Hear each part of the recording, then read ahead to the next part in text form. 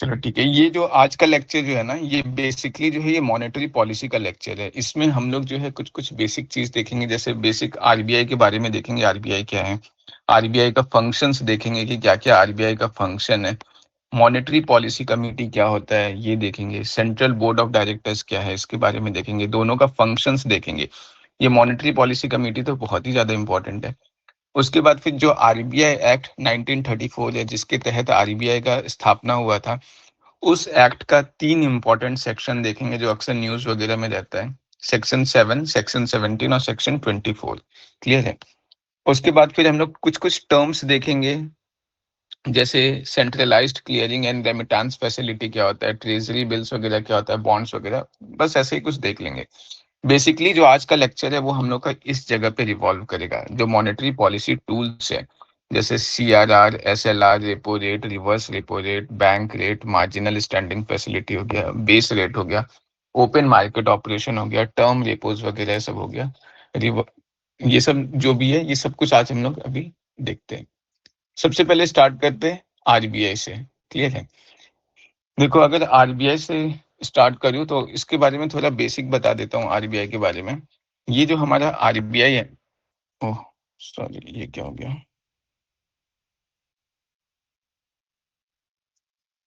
ये जो हमारा आरबीआई है ना, देखो, ये आरबीआई का एस्टेब्लिशमेंट, जैसा कि अभी मैंने बताया, जो आरबीआई एक्ट था हमारा 1934 का, इस एक्ट के तहत आरबीआई को बनाया गया था। लेकिन जब ये बना था, तो ध्यान में रखना, ये सिर्फ और सिर्फ एक प्राइवेट बैंक था। मतलब जिस तरीके से अभी गवर्नमेंट का बैंक है ना, ये वैसा नहीं था।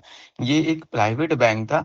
1949 में, 1947 में जब इंडिया इंडिपेंडेंट होता है, तो उसके बाद फिर 1949 में क्या होता है कि इस प्राइवेट बैंक को नेशनलाइज कर दिया जाता है। नेशनलाइज करना मतलब क्या? एक तरीके से अब गवर्नमेंट का बैंक हो गया। क्लियर है? ये नेशनलाइजेशन हो गया उसका। अब जब नेशनलाइज्ड हो गया, तो उसके बाद फिर इस बैंक को स्टेटस दिया जाता है सेंट्रल बैंक का, जैसे अभी है central bank of India. Clear है? तो ये जो स्टेटस मिलता है, इसको सेंट्रल बैंक का स्टेटस मिलता है 1949 में। क्लियर है? अब जो है ये नॉर्मल, एक बार जब ये सेंट्रल बैंक का स्टेटस मिल गया, तो अब ये कोई एक नॉर्मल बैंक नहीं रह गया। इसका काम जो है वो बहुत ज्यादा ब्रॉड हो गया। मतलब ये एक टाइप से बैंकर ऑफ बैंक बन गया। बैंकर ऑफ बैंक कहने का मतलब क्या है? बैंकर ऑफ बैंक बन गया मतलब क्या? कि ये, मतलब जैसे हम लोग को अगर पैसे का जरूरत होता है, तो हम लोग कहाँ जाते हैं? बैंक के पास जाते हैं। बैंक के पास जाकर के लोन वगैरह लेते हैं। लेकिन बैंक को जब पैसे का जरूरत होगा, तो बैंक कहाँ पे जाएगा? बैंक इस सेंट्रल बैंक के पास जाएगा। मतलब जो बैंक से, उनके लिए ये बैंक का काम कर रहा है, इसलिए इसको बैंकर ऑफ बैंक बोलते हैं। क्लियर है? और भी बहुत सारा इसका फंक्शन स्टार्ट हो जाएगा, मतलब दिया जाएगा ये सेंट्रल बैंक को। जैसे अभी हम लोग मनी प्रिंटिंग वगैरह देखते हैं, कि करेंसी हो गया, क्वाइंस हो गया, ये सब को इशू करना, प्रिंट करना, डिस्ट्रीब्यूट करना, ये सब कुछ अभी हम लोग देखेंगे। एक एक करके हम लोग देखते हैं। अभी सबसे पहले हम लोग इसमें देख लेते हैं इसका फंक्शंस को, कि क्या क्या इसका फंक्शन है। तो देखो, अगर फंक्शन हम लोग देखें ना, सबसे पहले एक चीज और मैं यहाँ पे बता देता हूँ। ये जो अभी मैंने बताया ना कि ये बैंकर ऑफ बैंक है, मतलब आरबीआई जो है ये भी एक टाइप का बैंक है। और ये बैंक किसके लिए है? बैंक्स के लिए है। अब एक चीज और मैं ध्यान में, मतलब अच्छे से बता देता हूँ। ऐसा नहीं है कि अगर मुझे लोन चाहिए तो मैं आरबीआई के पास जाऊंगा और आरबीआई मुझे लोन दे देगा। ये चीज बिल्कुल ध्यान में रखना कि आरबीआई किसी भी, मतलब इंडिविजुअल को या प्राइवेट इंडस्ट्रीज वगैरह को लोन नहीं देता है। आरबीआई जो लोन देगा, वो लोन जो है वो मेनली बैंक्स वगैरह को देता है। क्लियर है? वो भी बैंक्स कैसे? जो शेड्यूल्ड बैंक्स हैं उनको देगा, गवर्नमेंट को देगा, गवर्नमेंट के कंपनीज को देगा। क्लियर है? इन सबको देगा। बट मतलब किसी भी प्राइवेट इंडिविजुअल को, या किसी भी, मतलब किसी भी इंडिविजुअल या किसी भी प्राइवेट इंडस्ट्रीज वगैरह को ये लोन देने का काम नहीं करता है। क्लियर है?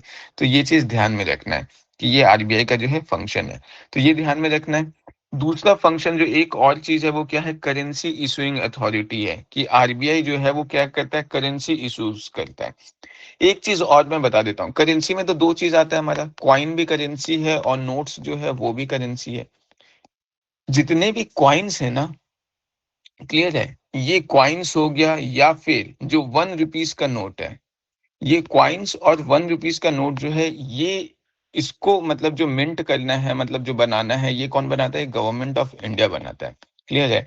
और इवन जो 1 रुपीज नोट है, इसमें जो साइन जो होता है वो आरबीआई गवर्नर का नहीं होता है, ध्यान रखना है, फाइनेंस सेक्रेटरी वगैरह का होता है। बट ये अभी बेसिकली बस इतना समझो कि जो कॉइन्स है और ₹1 का जो नोट है, इसको जो है वो गवर्नमेंट मिंट करेगा, और बाकी जितने भी हायर डिनोमिनेशन के नोट्स है, ₹10 का, ₹5 का, ₹100 का, क्लियर है? ये सबको मिंट कौन करेगा? इन सारे नोट्स को मिंट जो है वो आरबीआई करता है, क्लियर है? और इसके लिए जो है एक चीज़ और, मिंट करना मतलब बनाना। अब यहाँ पे जो मिंट कर रहा है आरबीआई या फिर गवर्नमेंट, भले गवर्नमेंट जो है कॉइन्स को मिंट कर रहा है या फिर ₹1 का नोट को मिंट कर रहा है, बना रहा है, बट ध्यान में रखना, जो भी करेंसी का डिस्ट्रीब्यूशन है मार्केट में, वो पूरा का पूरा डिस्ट्रीब्यूशन या सर्कुलेशन, कितना मनी जो है मार्केट में डिस्ट्रीब्यूट होगा या कितना मनी मार्केट में सर्कुलेट करेगा, ये पूरा का पूरा डिसीजन जो है वो आरबीआई लेता है। मतलब ये पूरा जो सर्कुलेशन है, क्लियर है, वो पूरा का पूरा सर्कुलेशन कौन करेगा? ये आरबीआई करेगा। तो वही चीज़ यहाँ पे ध्यान में रखो, करेंसी इशूइंग अथॉरिटी होता है आरबीआई, ये सारे ही करेंसी नोट्स को इश्यू करता है। एक्सेप्शन क्या है? ₹1 नोट, ₹1 नोट जो है और कॉइन्स, ये इश्यू कौन करेगा? मिनिस्ट्री ऑफ फाइनेंस करेगा। और ₹1 नोट में साइन किसका होता है? फाइनेंस सेक्रेटरी का होता है। बाकी सारे नोटों में किसका साइन होता है? आरबीआई के गवर्नर का होता है, क्लियर है? और दूसरा मैंने बताया करेंसी डिस्ट्रीब्यूशन का, कि भले कॉइन्स जो है ₹1 और कॉइन्स का, ₹1 नोट और कॉइन्स जो है वो गवर्नमेंट मिंट कर रहा है, बट सर्कुलेशन या डिस्ट्रीब्यूशन जो भी है वो सबका सब कौन करेगा? वो आरबीआई ही करेगा, क्लियर है? एक चीज़ और मैं बता देता हूँ, बहुत ज़्यादा इम्पोर्टेंट नहीं है, कॉइन जो इंडिया में बनता है वो मेनली 4 सेंटर्स में बनता है, क्लियर है? एक कोलकाता है हमारा, क्लियर है? अलीपुर कोलकाता का जगह है, फिर सैफाबाद जो है वो हैदराबाद का जगह है, उसके बाद फिर हैदराबाद का एक और चेरापल्ली है, क्लियर है? ये यहाँ पे जो है वो कॉइन को मिंट किया जाता है। फिर उत्तर प्रदेश का जो नोएडा है, ये 4 जगह है इंडिया में जहाँ पे कॉइन्स को मिंट किया जाता है। नोट को जो है इंडिया में 4 जगह पे मिंट किया जाता है। एक हमारा महाराष्ट्र का नासिक है, क्लियर है? मध्य प्रदेश का देवास है, और उसके बाद कर्नाटका का मैसूरू है, और फिर वेस्ट बंगाल का सालबनी है, सालबोनी, क्लियर है? ये 4 जगह पे जो है वो नोट्स वगैरह को प्रिंट किया जाता है। ये एग्ज़ाम में पूछे गया नहीं, तो इसलिए इतना कोई फैक्चुअल याद करने की ज़रूरत नहीं है। मैं बस ये बताना चाह रहा था इसके माध्यम से कि कॉइन्स वगैरह या नोट्स वगैरह का जो प्रिंटिंग है, ऐसा नहीं कि किसी एक ऑफ़िस में हो रहा है। ये इंडिया के अलग-अलग रीजन्स में, जैसे यहाँ पे अपन देख सकते हैं, नासिक महाराष्ट्र में हो गया, देवास मध्य प्रदेश हो गया, मैसूरू कर्नाटका हो गया, सालबनी वेस्ट बंगाल हो गया। मतलब ये बिल्कुल एक तरीके से क्वाड्रिलेटरल टाइप ऐसा बना रहा है, क्लियर है ये? बट इम्पोर्टेंट जो चीज़ ध्यान में रखने का है वो ये है कि जो भी करेंसी प्रिंट होता है वो मेनली 2 कंपनी करता है। 2 कंपनी है जो करेंसी को प्रिंट करता है, क्लियर है? वो दोनों कंपनी का नाम क्या है? एक कंपनी का नाम है SPMCIL, इसका फुल फॉर्म क्या है? Security printing and mining corporation of India limited. Security security printing and mining corporation of India limited, clear है? एक तो ये कंपनी है जो करेंसी को प्रिंट करना, ध्यान में रखना, ये जो SPMCIL है, ये गवर्नमेंट का कंपनी है, क्लियर है? और दूसरा जो है, एक और कंपनी है जो करेंसी प्रिंट करता है, वो हमारा है भारतीय भारतीय रिजर्व बैंक नोट मुद्रा प्राइवेट लिमिटेड। भारतीय रिजर्व बैंक नोट मुद्रा प्राइवेट लिमिटेड, क्लियर है? ये जो दूसरा कंपनी है, ये जो है ये पूरा का पूरा आरबीआई ओन करता है, और पहला वाला जो कंपनी है उसको गवर्नमेंट ओन करता है। मतलब दोनों मिल करके जो है करेंसी को प्रिंट कर रहा है, क्लियर है? मतलब कंपनी जो है ये एसपीएमसी है, और BRBNMPL याद करना चाहते हो। एक में देखो, रिजर्व बैंक ऑफ इंडिया का नाम ही है भारतीय रिजर्व बैंक नोट मुद्रा प्राइवेट लिमिटेड, तो इससे भी ध्यान में रख सकते हो, ये रिजर्व बैंक इसको ओन करता है, क्लियर है? तो ये हमने देखा फंक्शन करेंसी प्रिंटिंग का, करेंसी डिस्ट्रीब्यूशन का। फिर आगे हम लोग देखेंगे क्या? फॉर्मुलेशन ऑफ मॉनेटरी पॉलिसी, कि मॉनेटरी पॉलिसी का फॉर्मुलेशन करता बनाता है। अब सबसे पहले बात आता है कि ये मॉनेटरी पॉलिसी है क्या, क्लियर है? देखो, ये मॉनेटरी पॉलिसी क्या होता है, इसको समझने के लिए एक जो हम लोग बहुत टाइम से एक जो ग्राफ देखते आ रहे हैं, कि हम ये इन्फ्लेशन में भी बहुत अच्छे से देख चुके हैं कि अगर सपोज़ कर लो मेरा इनकम जो है वो बहुत ज़्यादा बढ़ जाता है, मेरे पास पैसा जो है वो बहुत ज़्यादा है मेरे हाथों में। तो वैसे केसेस में क्या होता है, मैं डिमांड बहुत ज़्यादा करना स्टार्ट कर देता हूँ मार्केट में। अगर मैं डिमांड बहुत ज़्यादा करूँगा तो वैसे केसेस में फिर क्या देखने को मिलेगा कि मार्केट में प्रोडक्शन ज़्यादा होगा, क्लियर है? इन्वेस्टमेंट ज़्यादा होगा और प्रोडक्शन इन्वेस्टमेंट अगर ज़्यादा होगा तो उस केस में कंपनीज़ वगैरह को ज़्यादा एम्प्लॉयमेंट जनरेट करना पड़ेगा, ज़्यादा से ज़्यादा लोगों को नौकरी पे रखना पड़ेगा और एम्प्लॉयमेंट ज़्यादा जनरेट होगा तो फिर इनकम वापस बढ़ेगा। मतलब ये हम लोग देख रहे थे कि कहीं न कहीं अगर मार्केट में जो है वो पैसा ज़्यादा आता है तो वो किसी भी इकोनॉमी के लिए काफ़ी हेल्दी साबित होता है। और इससे क्या होता है, कहीं न कहीं ये इन्फ्लेशन भी बढ़ता है, कि महँगाई जो है ये बढ़ रहा है क्योंकि डिमांड अगर ज़्यादा होगा तो इन्फ्लेशन भी हाई होगा। क्लियर है? और ये चीज़ भी हम लोग देखे थे कि इन्फ्लेशन जो है वो इकोनॉमी के लिए कब अच्छा है। हम लोग देखे थे कि अगर रेट ऑफ जीडीपी ग्रोथ जो है वो ज़्यादा है rate of increase in inflation से, तो उस केस में वो इन्फ्लेशन इकोनॉमी के लिए अच्छा होता है। और अगर रेट ऑफ जीडीपी ग्रोथ की जो है वो लेस देन है rate of increase in inflation से, तो उस केस में हम लोग का देखते हैं कि वो खराब होता है। तो अब ये क्या है ना कि मार्केट में पैसा को मेंटेन तो करके रखना है, ज़्यादा से ज़्यादा पैसा को बढ़ाना है, कोशिश करना है लोगों के हाथ में ज़्यादा से ज़्यादा इनकम आए, जितना ज़्यादा इनकम आएगा उतना ज़्यादा डिमांड होगा। लेकिन एक बैलेंस भी बना के चलना है कि वो कहीं ऐसा ना हो कि इन्फ्लेशन को ज़रूरत से ज़्यादा बढ़ा दे, ताकि जीडीपी जो ग्रोथ रेट है वो उससे कम हो जाए। तो इसीलिए इस बैलेंस को क्रिएट करने के लिए कि मार्केट में कितना पैसा होना चाहिए ताकि कोई भी इकोनॉमी हेल्दी हो, उस चीज़ को मेंटेन करने के लिए क्या होता है, मॉनेटरी पॉलिसी होता है। मतलब मॉनेटरी पॉलिसी है क्या? मॉनेटरी पॉलिसी सिंपल जो है, वो हम बोल सकते हैं कि आरबीआई का एक ऐसा पॉलिसी है या ऐसा फ्रेमवर्क है, जिसके तहत आरबीआई जो है वो फ्लो ऑफ मनी को कंट्रोल करते हैं। Control the flow of money, clear है? Control the flow of money in market, कि मार्केट में कितना पैसा होना चाहिए, क्लियर है? उस चीज को कंट्रोल करने के लिए क्या है, आरबीआई जो है वो मॉनेटरी पॉलिसी इशू करता है। इसमें हम देख रहे हैं कि इसमें क्या है, इन्फ्लेशन कंट्रोल करने के लिए है, प्राइस स्टेबिलिटी मतलब वही इन्फ्लेशन से रिलेटेड है, और इकोनॉमिक ग्रोथ को प्रमोट करने के लिए ये जो है, ये चीज जो है आरबीआई मॉनेटरी पॉलिसी का काम जो है ये करता है, और ये बहुत इंपॉर्टेंट टॉपिक है। फिर हम लोग देखते हैं क्या कि आरबीआई का और क्या काम है, तो ये बैंक्स को रेगुलेट करने का काम करता है। रेगुलेट करने का काम कैसे करेगा? जैसे बैंक, कोई भी नया बैंक है तो उसको लाइसेंस देना हो गया, क्लियर है? बैंक्स को अगर नया ब्रांच खोलना है तो उसके लिए अप्रूवल देना हो गया, या फिर बैंक्स के पास इनफ लिक्विडिटी हो। लिक्विडिटी मतलब क्या? इनफ, लिक्विडिटी का मतलब होता है वो, जैसे सपोज कर लो मैं बताता हूँ लिक्विडिटी को समझने के लिए। एक तरफ मेरे पास दो एसेट है, एक मेरे पास लैंड है, क्लियर है? 1 एकड़ का लैंड है, और दूसरी तरफ मेरे पास क्या है, मान लो 20 ग्राम गोल्ड है।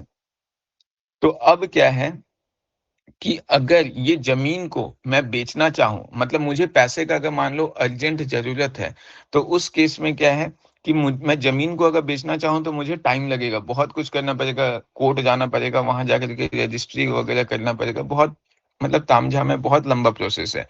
तो उस केस में क्या है कि ज़मीन तो मेरे पास भले एसेट है, बट उसका लिक्विडिटी क्या बोलेंगे हम, कम है।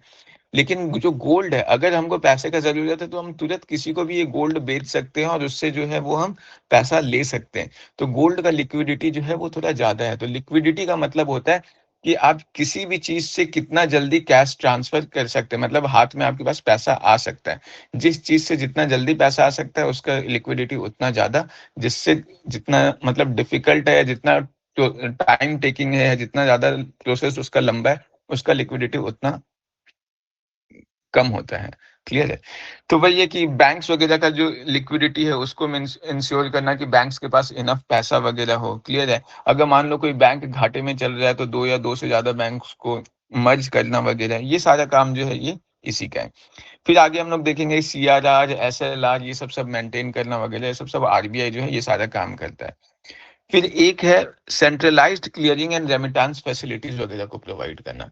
देखो ये सेंट्रलाइज्ड क्लियरिंग और रेमिटेंस फैसिलिटी क्या होता है ये मैं बता देता हूँ। देखो होता क्या है ना, जैसे सपोज कर लो मेरा बैंक जो है, मैं जिस बैंक में मेरा अकाउंट है वो मान लो एचडीएफसी है, क्लियर है?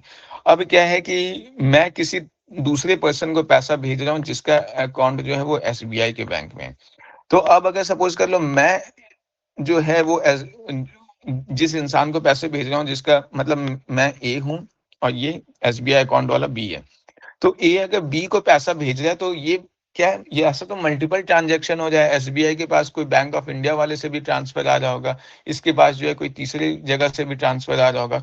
तो ऐसा क्या है कि बहुत सारा मल्टीपल बैंक्स के बीच में ऐसा ट्रांजैक्शन हो जाए।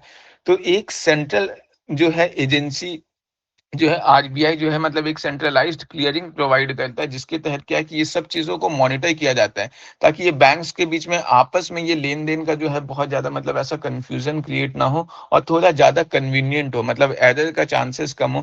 क्योंकि ये एसबीआई वाला जो अकाउंट होल्डर है, इसके पास तो मल्टीपल बैंक से पैसा आ रहा है ना, ये एसबीआई के पास, तो इसके लिए मेंटेन करना थोड़ा डिफिकल्ट हो सकता है।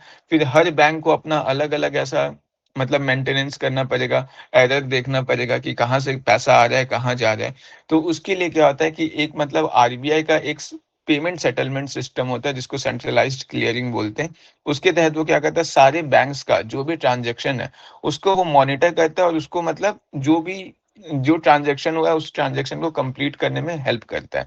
और क्योंकि एक ही एजेंसी ऐसा सारा कुछ करेगा, तो उसकी वजह से एरर होने का चांसेस कम होता है, सेटलमेंट जल्दी होता है, क्लियर है? और मॉनिटरिंग भी जो है वो ज़्यादा होता है। और रेमिटेंस फैसिलिटी का मतलब क्या है कि एक लोकेशन से, जैसे सपोज़ कर लो मैं दिल्ली में हूँ और दिल्ली से फिर फंड ट्रांसफ़र हरियाणा कर रहा हूँ या दिल्ली से तमिलनाडु फंड ट्रांसफ़र कर रहा हूँ। तो जब डिस्टेंट लोकेशन में जो फंड ट्रांसफ़र होता है, उसमें जब हेल्प करता है आरबीआई, तो उसको रेमिटेंस फैसिलिटीज़ वगैरह बोलते हैं। क्लियर है? तो ये चीज़ ध्यान में रखना है। फिर हम लोग और क्या फंक्शन में देखे हम लोग, आरबीआई का फिर और जो हम लोग फंक्शन देखे थे, वो थे बैंकर ऑफ द गवर्नमेंट, कि आरबीआई जो है वो बैंक्स के लिए क्या बैंकर का काम करता है। बैंकर का काम करना, और साथ ही साथ एक चीज़ और ध्यान में रखो, बैंकर ऑफ द गवर्नमेंट का बात कर रहे हैं यहाँ पे, गवर्नमेंट का बात कर रहे हैं, इसका मतलब क्या कि बैंक वगैरह को लोन वगैरह चाहिए, सॉरी गवर्नमेंट को अगर लोन चाहिए या गवर्नमेंट को पैसा देना है या गवर्नमेंट को अपना पैसा जमा करना है, तो वो ऐसा वो कहाँ करेगा, वो आरबीआई के पास जाकर के गवर्नमेंट पैसा जमा कर सकता है। क्लियर है? तो ये चीज़ ध्यान में रखना है कि गवर्नमेंट के लिए मतलब जो भी लोन वगैरह लेना है या गवर्नमेंट को फंड्स चाहिए, ये सब का काम कौन करेगा? ये सब चीज़ जो है वो आरबीआई करके देखता है, कि गवर्नमेंट अकाउंट्स को मैनेज करना हो गया, क्लियर है? गवर्नमेंट का करेंट अकाउंट को मैनेज करना हो गया, इवन ट्रेज़री बिल या गवर्नमेंट सिक्योरिटीज़ वगैरह परचेज़ करना हो गया। यहाँ पे ट्रेज़री बिल मैं बता देता हूँ क्या होता है, ये भी इम्पोर्टेंट कॉन्सेप्ट है, क्वेश्चन आ रखा है ये सब पे। देखो एक चीज़ और समझ जाओ, ये कुछ-कुछ चीज़ समझना ज़रूरी है, जैसे लास्ट क्लास में याद है मैंने बॉन्ड के बारे में बताया था। आई होप ये बॉन्ड्स क्लियर होगा कि बॉन्ड क्या है। तो गवर्नमेंट एक ये जो बॉन्ड है, अगर यही बॉन्ड अगर गवर्नमेंट इश्यू करता है, तो ये गवर्नमेंट के लिए क्या है, अ काइंड ऑफ सिक्योरिटीज़ है। क्लियर है? बॉन्ड हो गया, डिबेंचर्स हो गया, ये दोनों याद आ रहा है हम लोग लास्ट क्लास में डिस्कस किए थे। तो ये सारा जो है ये क्या है, गवर्नमेंट सिक्योरिटीज़ होगा अगर गवर्नमेंट इसको इश्यू करेगा तो। एक चीज़ और ऐसे ही होता है, ट्रेज़री बिल। क्लियर है? ट्रेज़री बिल, ये जो है ये थोड़ा बॉन्ड से अलग इस सेंस में होता है कि एक तो ये बहुत ही शॉर्ट टर्म होता है, और दूसरा क्या है ये ट्रेज़री बिल के साथ खासियत, कि ये ज़ीरो इंटरेस्ट रेट या ज़ीरो कूपन बॉन्ड भी इसको बोलते हैं। क्लियर है? ज़ीरो कूपन बॉन्ड इसलिए बोलते हैं क्योंकि इस पे इंटरेस्ट रेट जो है वो ज़ीरो होता है। इसका मैकेनिज़्म मैं बता देता हूँ, ये ट्रेज़री बिल वर्क कैसे करता है। जैसे सपोज़ कर लो गवर्नमेंट को क्या है, पैसे का ज़रूरत है। मान लो गवर्नमेंट को रेलवे लाइन बनाना है दिल्ली से कोलकाता तक। अब गवर्नमेंट जब रेलवे लाइन बना रहा है दिल्ली से कोलकाता तक, उसके लिए मान लो कि उसको 100 करोड़ का ज़रूरत है। क्लियर है? 100 करोड़ रुपीज़ का ज़रूरत है रेलवे लाइन बनाने के लिए। तो अब गवर्नमेंट क्या करेगा, ये 100 करोड़ का जो है वो ट्रेज़री बिल इश्यू करेगा। क्लियर है? 100 करोड़ का नहीं, मतलब ऐसा मान लो कि ये 1-1 करोड़ का जो है, ये 1-1 करोड़ का 100 जो है वो मान लो ट्रेज़री बिल ऐसा इश्यू किया। अब ये ट्रेज़री बिल इश्यू इस तरीके से करते हैं, जैसे सपोज़ कर लो अगर ये मतलब 100 करोड़ का ऐसा ट्रेज़री बिल इश्यू किया है, तो अब इसका वो एक तरीके से बोल सकते हैं नीलामी लगाता है गवर्नमेंट, कि कौन इसको कितना में खरीदेगा। ये मतलब इस एक एक टाइप का ये एक पेपर होता है। क्लियर है? ट्रेज़री बिल, ये इस टाइप का एक पेपर है, और उसको मतलब गवर्नमेंट जो है वो नीलामी लगाएगा, जिसका वैल्यू वो बोल देगा कि इसका वैल्यू जो है वो 100 करोड़ है। अब जैसे मान लो किसी ने बोला क्या कि मैं इसे 98 मतलब लाख में खरीदूँगा, क्लियर है? किसी ने बोला कि मैं इसे 96 लाख में खरीदूँगा, किसी ने बोला मैं इसे 92 लाख में खरीदूँगा, क्लियर है? किसी ने बोला मैं इसे 97 लाख में खरीदूँगा ऐसे। गवर्नमेंट क्या करेगा, ये बॉन्ड ये जो ट्रेज़री बिल है ये उसको बेचेगा जो सबसे ज़्यादा बोली लगाएगा। जैसे ये 98 लाख का बोली लगा है, तो अब क्या होगा, ये 98 लाख जो है ये गवर्नमेंट को पे करेगा और गवर्नमेंट जो है वो बदले में क्या करेगा, ये ट्रेज़री बिल उसको दे देगा।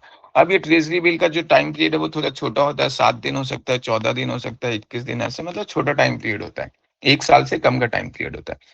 तो अब क्या होगा, जितने भी दिन का टाइम पीरियड है उतने दिन बाद ये ट्रेजरी बिल जो है गवर्नमेंट जो वो आदमी जो भी खरीदा है वो क्या करेगा, वो जा करके वापस गवर्नमेंट को देगा और गवर्नमेंट बदले में उसको क्या करेगा, मतलब जो ये जो 1 करोड़ रुपए का था, ये मान लो 1 करोड़ का है, तो ये 1 करोड़ उसको लौटा देगा। तो ये जो 2 लाख रुपए एक्स्ट्रा मिला ये 98 लाख वाला को, वही उसका क्या हो गया, वही उसका इनकम हो गया। मतलब यहाँ पे कोई इंटरेस्ट रेट नहीं मिल रहा है। क्लियर है? ये वाला चीज समझ में आया क्या? ये एक बार मैं फिर से बताऊं,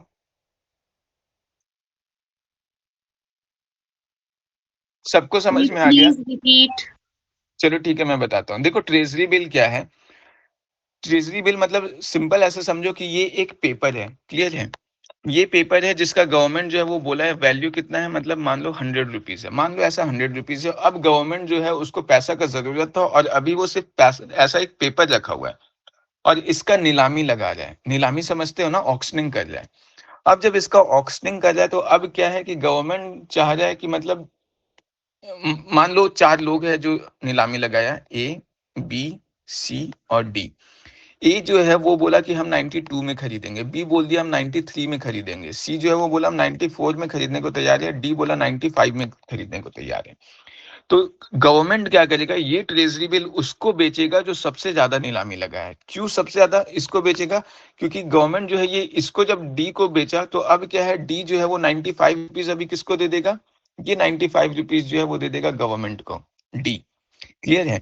और फिर मान लो ये जो है, ये इस ट्रेजरी बिल का टाइम पीरियड जो है वो मान लो कि 28 डेज का था।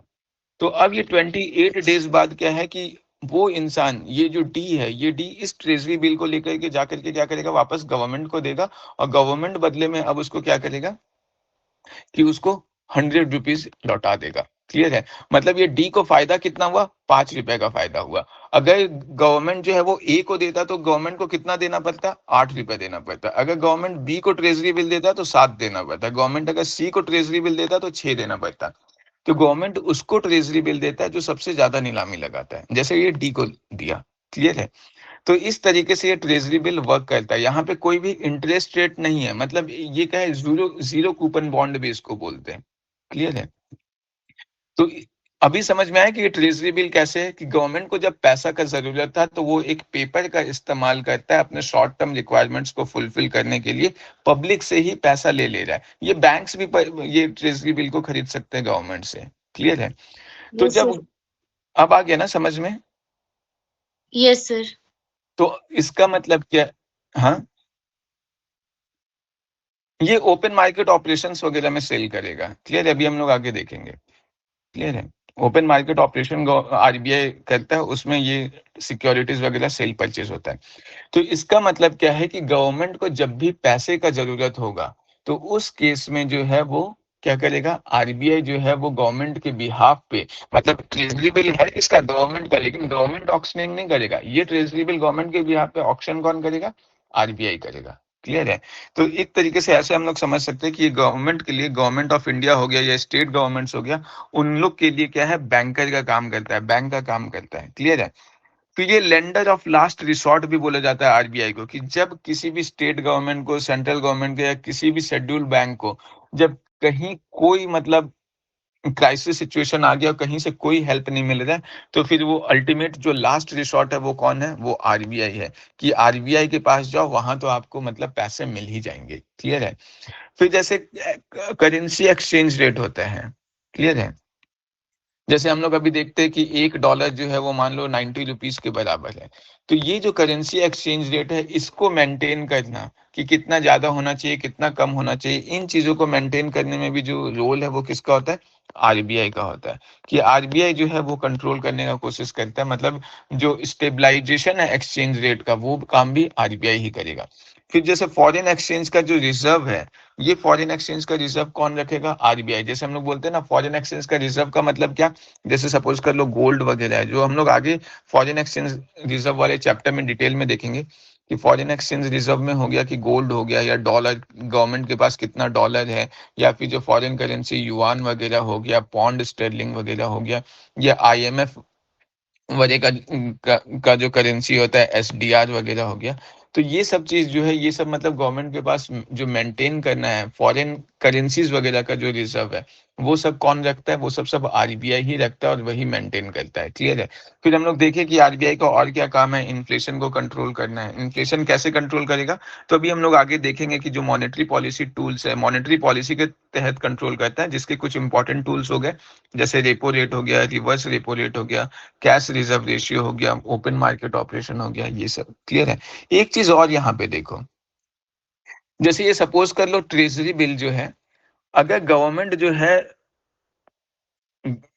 ये जो ट्रेजरी बिल हो गया हमारा, क्लियर है, इसको टी बिल्स भी बोलते हैं, जीरो कूपन बॉन्ड्स भी बोलते हैं। तो ये ट्रेजरी बिल हो गया, फिर हमारा बॉन्ड्स हो गया, डिबेंचर्स हो गया, ये सारे के सारे हम क्या है, ये सबको हम लोग सिक्योरिटीज बोलते हैं। क्लियर है? तो अगर सपोज कर लो आरबीआई जो है वो सिक्योरिटी बेचेगा, आरबीआई अगर सिक्योरिटी बेच रहा है मतलब क्या? वो तो ये पेपर दे रहा है ना। टी बिल क्या है? एक पेपर है, बॉन्ड एक पेपर है, डिबेंचर्स एक पेपर है।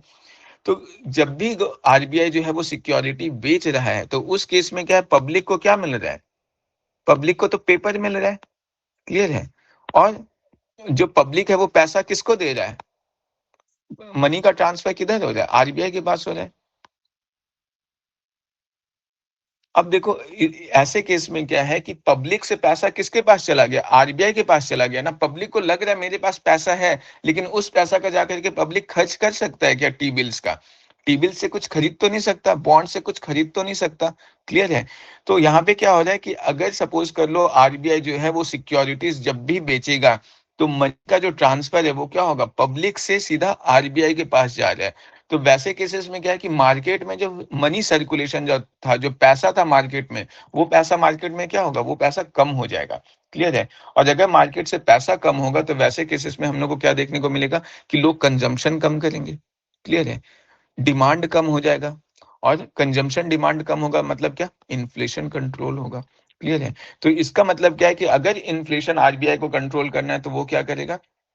वो गवर्नमेंट का सिक्योरिटीज वगैरह जो है वो बेचना स्टार्ट कर देगा।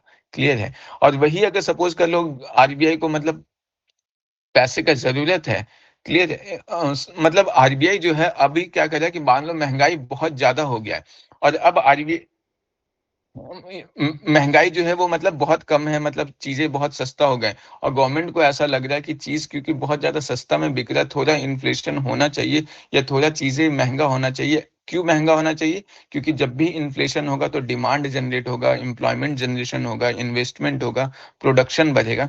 तो वैसे केसेस में फिर अब आरबीआई क्या करेगा? वैसे केसेस में फिर वो जो है आरबीआई सिक्योरिटीज का जो है वो खरीद बिक्री करेगा। ये सब अभी हम लोग देखेंगे, लेकिन यहाँ पे मेनली बस मैं यही बताना चाह रहा था कि इस जगह पे क्या हो रहा है, मतलब जब भी पब्लिक जो है वो सिक्योरिटीज खरीद रहा है तो मनी का ट्रांसफर किधर हो रहा है? आरबीआई के पास हो रहा है। पब्लिक के पास पैसा कम हो जा रहा है, और पब्लिक के पास पैसा कम होगा तो महंगाई क्या होगा? कम हो जाएगा। अगर सपोज कर लो महंगाई को बढ़ाना है, इन्फ्लेशन लाना है, तो वैसे केसेस में अब क्या होगा? आरबीआई जो है वो अपना मतलब क्या करेगा कि पब्लिक से सिक्योरिटीज खरीद लेगा। मतलब अब क्या है, आरबीआई ही परचेज कर रहा है। RBI purchase securities. अगर आरबीआई सिक्योरिटीज परचेज कर रहा है, किससे कर रहा है? या तो बैंक से करेगा, या तो फिर पब्लिक से करेगा, या तो फिर गवर्नमेंट से करेगा। इन सबसे जब सिक्योरिटीज परचेज करेगा तो वैसे केसेस में क्या है, ये जो पेपर है, पेपर किसको मिला? पेपर तो आरबीआई को मिल रहा है। क्लियर है? पेपर आरबीआई के पास मिल रहा है और सिक्योरिटीज आरबीआई परचेज कर रहा है, तो आरबीआई क्या करेगा? पैसा किसको देगा? इन लोग को देगा। अब जब इन लोग के पास कैश आएगा या मनी का फ्लो होगा, तो उस केस में क्या देखने को मिलेगा कि मनी का नेट फ्लो किन लोग के पास बढ़ा है? बैंक के पास, पब्लिक के पास, गवर्नमेंट के पास। तो अब क्या है, क्योंकि पब्लिक के पास यहाँ पे मनी सर्कुलेशन जो है वो बढ़ जाएगा, तो अब क्या है, लोग डिमांड ज्यादा जनरेट करेंगे, या लोगों के पास पैसा होगा तो वो खर्च ज्यादा करेंगे। तो ये चीज समझ में आ रहा है कि सिक्योरिटीज का खरीद बिक्री की वजह से भी कैसे इन्फ्लेशन कंट्रोल किया जा सकता है। हाँ, या इसको फिर से बता दूं, समझ में आया क्या? देखो इसको ऐसे समझो, ये समझ में आया कि ये टी बिल्स, बॉन्ड, डिबेंचर्स, ये सब के सब सिर्फ और सिर्फ एक पेपर है। ये समझ में आया ना? अब देखो, अब क्या है, अगर ये पेपर्स हैं तो ये पब्लिक है। आरबीआई जो है वो क्या बोला, आरबीआई जो है वो सेल कर रहा है। सेल क्या कर रहा है? Government securities. गवर्नमेंट सिक्योरिटीज मतलब भाई टी बिल्स वगैरह हो गया, या फिर मतलब बॉन्ड्स वगैरह हो गया, ये सब। क्लियर है? ये गवर्नमेंट सिक्योरिटीज वगैरह सेल कर रहा है। अब जब आरबीआई ये पब्लिक को बेचेगा तो आरबीआई ये पब्लिक को देगा क्या? पेपर ही तो देगा, ये टी बिल्स वगैरह।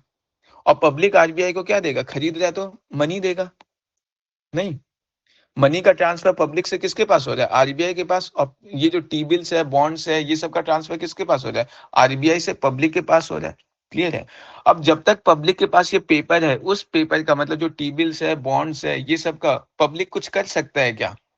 मार्केट में जाके उसे कुछ भी खरीदना होगा, कुछ खरीद तो नहीं सकता उस पेपर का। मतलब ये है कि जो मार्केट है उसमें जो मनी सप्लाई है, ऐसा करने से क्या होगा? मनी सप्लाई जो है वो मार्केट में क्या होगा? मनी सप्लाई घट जाएगा इन मार्केट। अब अगर मार्केट में मनी का सप्लाई कम होगा तो वैसे केस में क्या है, पब्लिक जो है वो एक्सपेंडिचर कम करेगा, कंजम्पशन कम करेगा, क्योंकि लोगों के हाथ में पैसा कम है। क्लियर है? पैसा तो ऐसे है ट्रेजरी बिल के फॉर्म में, बट वो लिक्विडिटी उसका नहीं है। उससे जाकर के वो मतलब अनाज नहीं खरीद सकता, या फिर मतलब कोई कार नहीं खरीद सकता वो टी बिल के थ्रू। समझ में आ रहा है? तो इसका मतलब क्या है कि आरबीआई जब भी सिक्योरिटीज बेचेगा तो मनी सप्लाई मार्केट में क्या हो रहा है? कम हो जा रहा है। क्लियर है? और मनी सप्लाई मार्केट में कम होगा तो उसके थ्रू अब क्या होगा कि इन्फ्लेशन जो है वो कंट्रोल होगा। वही अगर सपोज कर लो, आरबीआई को लग रहा है कि मार्केट जो है वो अभी काफी स्टेबल है, चीजें बहुत सस्ता है, वो अगर चाहे आरबीआई तो थोड़ा इन्फ्लेशन को बढ़ा सकता है, क्योंकि जीडीपी का ग्रोथ रेट मान लो बहुत ज्यादा है। तो आरबीआई सोच रहा है कि थोड़ा इन्फ्लेशन इंक्रीज करते हैं ताकि मार्केट में डिमांड जनरेट हो, प्रोडक्शन बढ़े, इन्वेस्टमेंट बढ़े। तो अब क्या करेगा आरबीआई जो है वो?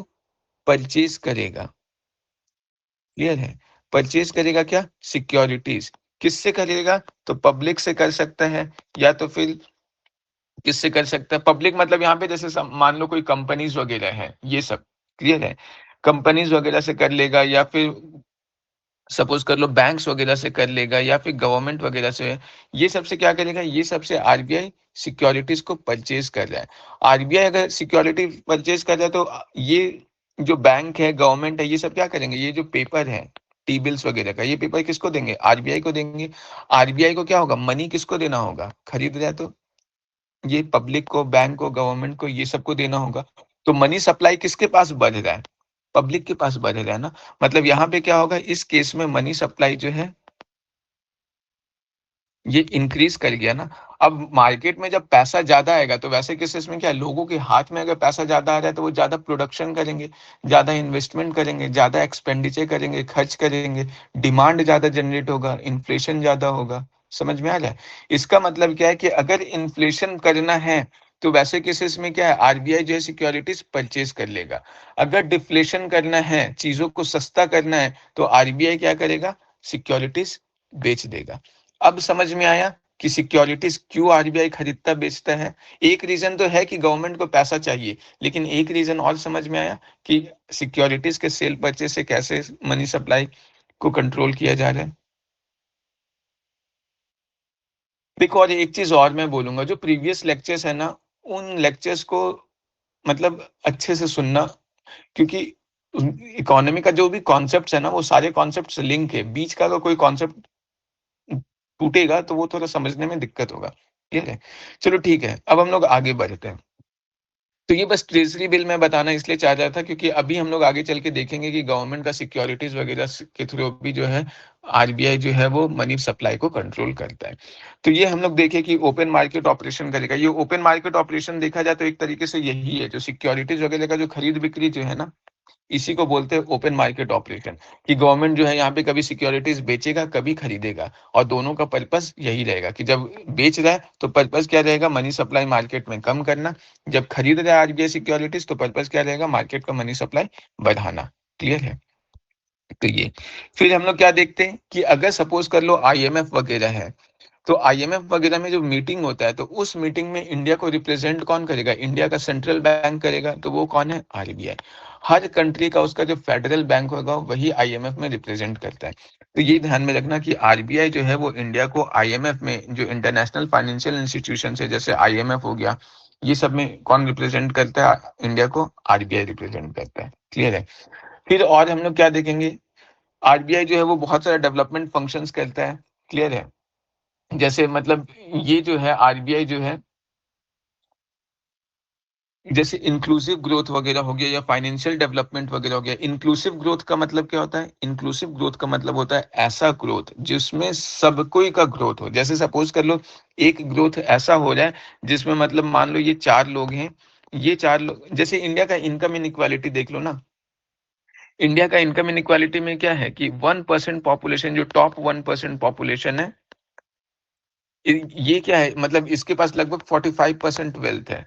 लेकिन जो बॉटम 50% पॉपुलेशन है, इसके पास जो है मतलब क्या, काफी कम वेल्थ है। मतलब यहाँ पे क्या है, इनकम इनइक्वालिटी बहुत ज्यादा है। इंडिया का जीडीपी जो है वो 4 ट्रिलियन तो हो रहा है, जीडीपी ग्रोथ भी बहुत ज्यादा हो रहा है, बट क्या सब कोई का ग्रोथ हो रहा है? सब कोई का ग्रोथ नहीं हो रहा है। क्लियर है?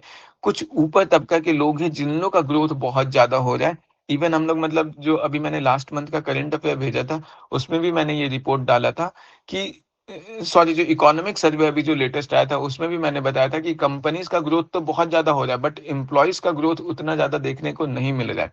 तो ये ग्रोथ जो है वो इंक्लूसिव नहीं है। इंक्लूसिव ग्रोथ मतलब क्या?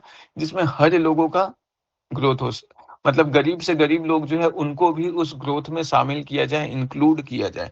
तो वही जो इंक्लूड करना है उसको इंक्लूसिव ग्रोथ बोलते हैं।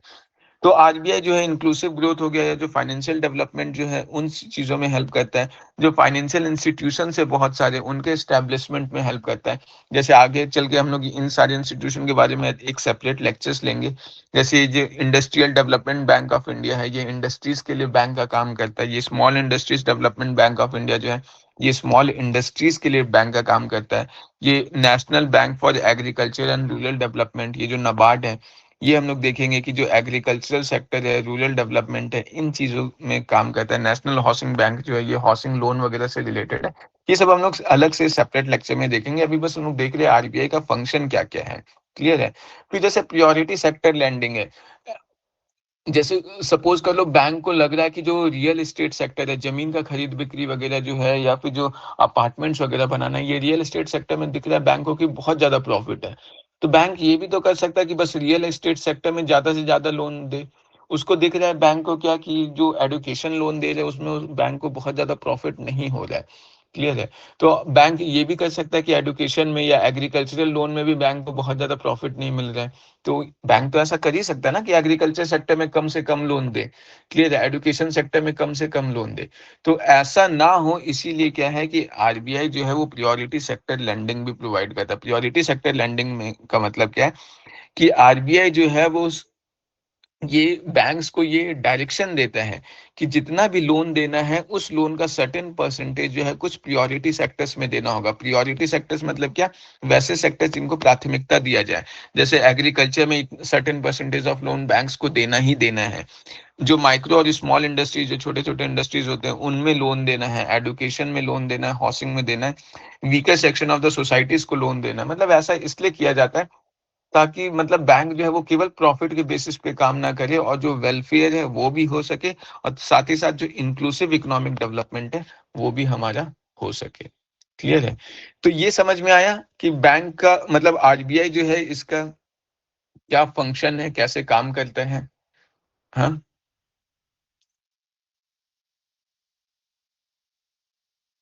चलो ठीक है। अब हम लोग स्टार्ट करते हैं मॉनेटरी पॉलिसी। क्लियर है? देखो, मॉनेटरी पॉलिसी समझने से पहले, मॉनेटरी पॉलिसी हालांकि मैंने रफ में हल्का सा बताया कि मॉनेटरी पॉलिसी का मकसद क्या है, कि सबसे सटीक अगर मकसद मैं बताऊं तो मॉनेटरी पॉलिसी का फंक्शन क्या है? Inflation targeting. क्लियर है? कि इन्फ्लेशन को कंट्रोल करना, ये जो है ये इसका सबसे मेन फंक्शन है। अब क्या है कि पहले क्या होता था, 2016 से पहले तक ये जो मॉनेटरी पॉलिसी है ना, वो आरबीआई ही कंट्रोल करता था। क्लियर है? मतलब पूरा का पूरा मॉनेटरी पॉलिसी जो है वो आरबीआई का गवर्नर जो है, क्लियर है, आरबीआई गवर्नर जो है ये 2016 से पहले तक पूरा का पूरा वही करता था। लेकिन 2016 में क्या होता है, उर्जित पटेल जो आरबीआई के गवर्नर होते हैं, वो एक्चुअली उर्जित पटेल एक रिकमेंडेशन देते हैं मॉनेटरी पॉलिसी कमेटी बनाने का, और जिसके तहत क्या है कि एक मॉनेटरी पॉलिसी कमेटी का गठन किया जाता है। क्लियर है?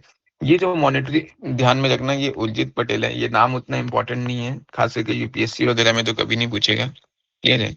ये उर्जित पटेल कमेटी है। तो ये उर्जित पटेल कमेटी जो 2016 में जो है, ये मतलब इसके अकॉर्डिंग जो है मॉनेटरी पॉलिसी कमेटी का गठन किया जाता है। क्लियर है? Monetary policy committee. अब देखो, ये मॉनेटरी पॉलिसी कमेटी जो है, कमेटी है मतलब क्या है, इसमें कुछ लोग होंगे, कुछ मेंबर होंगे, एक इंसान तो होगा नहीं। इससे पहले पूरा मॉनेटरी पॉलिसी कौन कंट्रोल करता था? आरबीआई गवर्नर करता था। 2016 ऑनवर्ड्स कौन करेगा? मॉनेटरी पॉलिसी कमेटी करेगा। अब ये मॉनेटरी पॉलिसी कमेटी में लोग कौन होंगे? तो देखो, ये जो मॉनेटरी पॉलिसी कमेटी है ना, इसमें टोटल 6 लोग होते हैं। एक इंसान होता है गवर्नर ऑफ आरबीआई, जो डी फैक्टो मतलब एक्स ऑफिशियो चेयरमैन है, कि जो गवर्नर ऑफ आरबीआई होगा वही इस कमेटी का चेयरमैन होगा। फिर एक होता है हमारा deputy governor of RBI. Clear है? ये आरबीआई का डिप्टी गवर्नर है। फिर एक ऑफिसर जो है वो आरबीआई का जो बोर्ड है, सेंट्रल बोर्ड, अभी हम लोग देखेंगे, वो सेंट्रल बोर्ड जो है वो एक ऑफिसर को नॉमिनेट करेगा, आरबीआई का ही। तो ये 3 लोग तो ये हो गए। और बाकी 3 एक्स्ट्रा मेंबर्स जो हैं वो सेंट्रल गवर्नमेंट नॉमिनेट करता है। क्लियर है? ये इस तरीके से नॉमिनेट करते हैं। एक चीज और मैं बता देता हूँ, ये जो आरबीआई का गवर्नर जो है ना हमारा, इस आरबीआई के गवर्नर का जो है टेन्योर जो है, ये टेन्योर 3 साल का होता है। और ये आरबीआई का जो गवर्नर है, इसको अपॉइंट जो है वो मतलब एक तरीके से गवर्नमेंट ही करता है। गवर्नमेंट का जो मतलब अपॉइंटमेंट कमेटी है कैबिनेट का, वो आरबीआई के गवर्नर को अपॉइंट करता है। इसका मतलब अगर गवर्नमेंट अपॉइंट कर रहा है आरबीआई के गवर्नर को, तो हम लोग बोल सकते हैं कहीं ना कहीं आरबीआई का कंप्लीट ऑटोनॉमी तो नहीं होगा। ऐसा नहीं कि आरबीआई जो चाह रहा है वो करेगा, क्योंकि अगर अपॉइंटमेंट ही गवर्नर मतलब गवर्नमेंट कर रहा है आरबीआई के गवर्नर को, तो कहीं ना कहीं गवर्नमेंट का कंट्रोल तो होगा ही। और दूसरा एक चीज और देख लो, यहाँ पे ये जो आरबीआई का गवर्नर है, ये चेयरमैन जो है, चेयरपर्सन है, ये चलो आरबीआई का है। डिप्टी गवर्नर भी आरबीआई का है। एक ऑफिसर जो आरबीआई का जो बोर्ड नॉमिनेट करेगा वो भी आरबीआई का है। लेकिन बाकी जो 3 एक्सपर्ट हैं, ये 3 एक्सपर्ट को कौन अपॉइंट कर रहा है? तो सेंट्रल गवर्नमेंट अपॉइंट कर रहा है। मतलब ये 6 लोगों का कमिटी है, और कोई भी डिसीजन जो मॉनेटरी पॉलिसी कमेटी में लिया जाएगा, वो वोटिंग के तहत लिया जाएगा। क्लियर है? और एक चीज और, आरबीआई का टेन्योर कितना है? 3 साल का है। लेकिन जो ये 3 लोग जिसको अपॉइंट किया गया है, इन तीनों लोगों का टेन्योर कितना होता है? 4 सालों का होता है। क्लियर है? अब देखो, अब डिसीजन कैसे लिया जाएगा यहाँ पे? जो भी डिसीजन लिया जाएगा, ये डिसीजन जो है ये हमारा वोटिंग के तहत लिया जाता है। और वोटिंग में क्या होगा? Majority voting. लेकिन अब 6 लोग हैं, मतलब मेजोरिटी वोट अगर 4 का आ गया किसी डिसीजन में, तो वो डिसीजन ले लिया जाएगा। लेकिन ऐसा भी तो हो सकता है कि 3 लोगों का मतलब 3 लोग हाँ बोले और 3 लोग जो है वो ना बोल दे। तो वैसे केसेस में क्या है कि अगर ऐसा मतलब वोट हो जाता है, तो वैसे केसेस में जो आरबीआई का गवर्नर जो है वो डिसाइसिव वोट कास्ट करेगा। डिसाइसिव वोट मतलब क्या? वो फिर से वोट उसको उसको देना होगा कि ये 3-3 टाई तो हो गया, अब आरबीआई का गवर्नर फिर से वोट देगा। और वो जिस पक्ष में फिर वोट देगा, मेजोरिटी मतलब जैसे मान लो अभी 3-3 था, आरबीआई का गवर्नर जो है फिर इधर जो है ये आरबीआई का गवर्नर वोट कर दिया, तो इधर अब टोटल वोट कितना हो गया? 4 हो गया। तो फिर मतलब ये वाला डिसीजन ले लिया जाएगा। मतलब ये समझ लो कि एक तरीके से जो डिसीजन मेकिंग होता है वो मेजोरिटी वोट से होता है। और आरबीआई गवर्नर के पास क्या है? कास्टिंग वोट है। कास्टिंग वोट ये कब इस्तेमाल करेगा? जब टाई हो जाएगा। क्लियर है? फिर आज ये जो मीटिंग है 6 लोगों का कमिटी जो है, ये कमेटी कोई भी डिसीजन लेगा तो उसमें ये कंपल्सन है कि कम से कम 4 लोग तो मीटिंग में हो ही हो। अगर 4 लोग से कम हो तो वैसे में हम लोग नहीं बोल सकते कि मान लो 3 लोग है और 2 जन ने कोई फैसला ले लिया पक्ष में, यस में, और एक जन ने नो में करा, तो हम लोग वो डिसीजन को यस मान लेंगे, ऐसा नहीं है।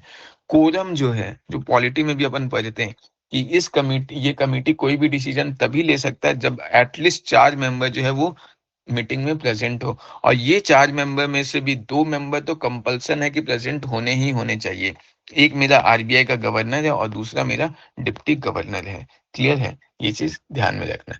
एक चीज और, ये जो मॉनेटरी पॉलिसी कमेटी है ना, ये ध्यान में रखना, ये डायरेक्टली अकाउंटेबल, यहाँ पे इज अकाउंटेबल टू पार्लियामेंट जो है ना, ये यहाँ पे लिख लेना इनडायरेक्टली। क्लियर है कि मॉनेटरी पॉलिसी कमेटी जो है वो डायरेक्टली पार्लियामेंट में आंसरेबल नहीं है। ऐसा नहीं कि मतलब उसको पार्लियामेंट में कुछ आंसर देना है कि ऐसा डिसीजन क्यों लिया, रेपो रेट को क्यों कम किया, कोई जवाबदेही नहीं है।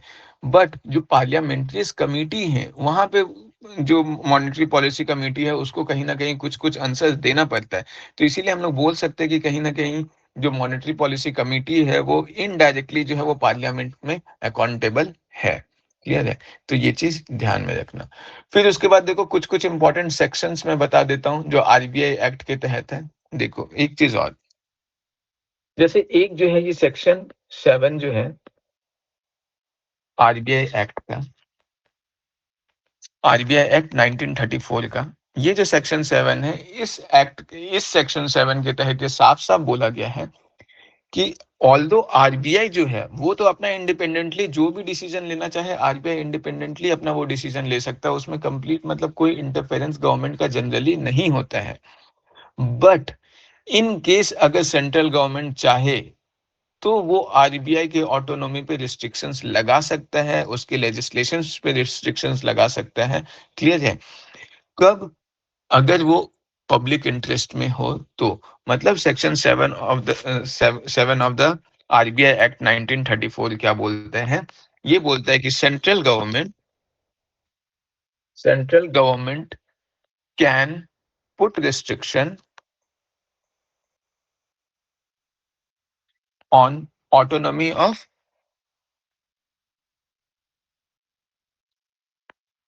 आरबीआई। कब? In case of public interest, ऐसे नहीं कि कभी भी। क्लियर है? उसे फिर वो प्रूफ करना पड़ेगा कि वो जो रिस्ट्रिक्शन पुट किया है वो पब्लिक इंटरेस्ट में है। क्लियर है? तो ये चीज ध्यान में रखना है। इसका मतलब यहाँ पे ये चीज और ज्यादा प्रूव हो जाता है कि आरबीआई जो है ये कंप्लीटली ऑटोनमस बॉडी नहीं है, मतलब वो कहीं ना कहीं उस पर सेंट्रल गवर्नमेंट का कंट्रोल रहता है। क्लियर है?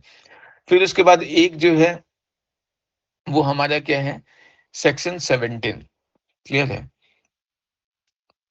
ये जो सेक्शन 17 है आरबीआई एक्ट का, इस सेक्शन 17 के तहत देखो सेंट्रल गवर्नमेंट और स्टेट गवर्नमेंट जो है वो अपना, उनके पास जैसे मेरे पास, मान लो मेरे पास अगर पैसा है तो मैं कहाँ जाके जमा करता हूँ? मैं बैंक में जमा करता हूँ ना। तो वैसे ही सेंट्रल गवर्नमेंट और स्टेट गवर्नमेंट जो है ये आरबीआई के पास अपना पैसा पार्क करेंगे या डिपॉजिट करेंगे। क्लियर है? लेकिन यहाँ पे इंपॉर्टेंट बात जो ध्यान में रखना है कि बदले में आरबीआई उन लोग को कोई इंटरेस्ट रेट नहीं देता है। जैसे हम लोग अगर बैंक में पैसा जमा करें तो हम लोग को तो बैंक इंटरेस्ट रेट देगा ना। लेकिन जो सेंट्रल गवर्नमेंट है और जो आरबीआई, सेंट्रल गवर्नमेंट या स्टेट गवर्नमेंट अगर आरबीआई में अपना पैसा डिपॉजिट करता है तो वहां पे सेक्शन 17 के तहत उन लोग को कोई इंटरेस्ट रेट नहीं मिलता है। मतलब सेक्शन 17 ऑफ आरबीआई 1934 क्या बोल रहा है कि आरबीआई कैन एक्सेप्ट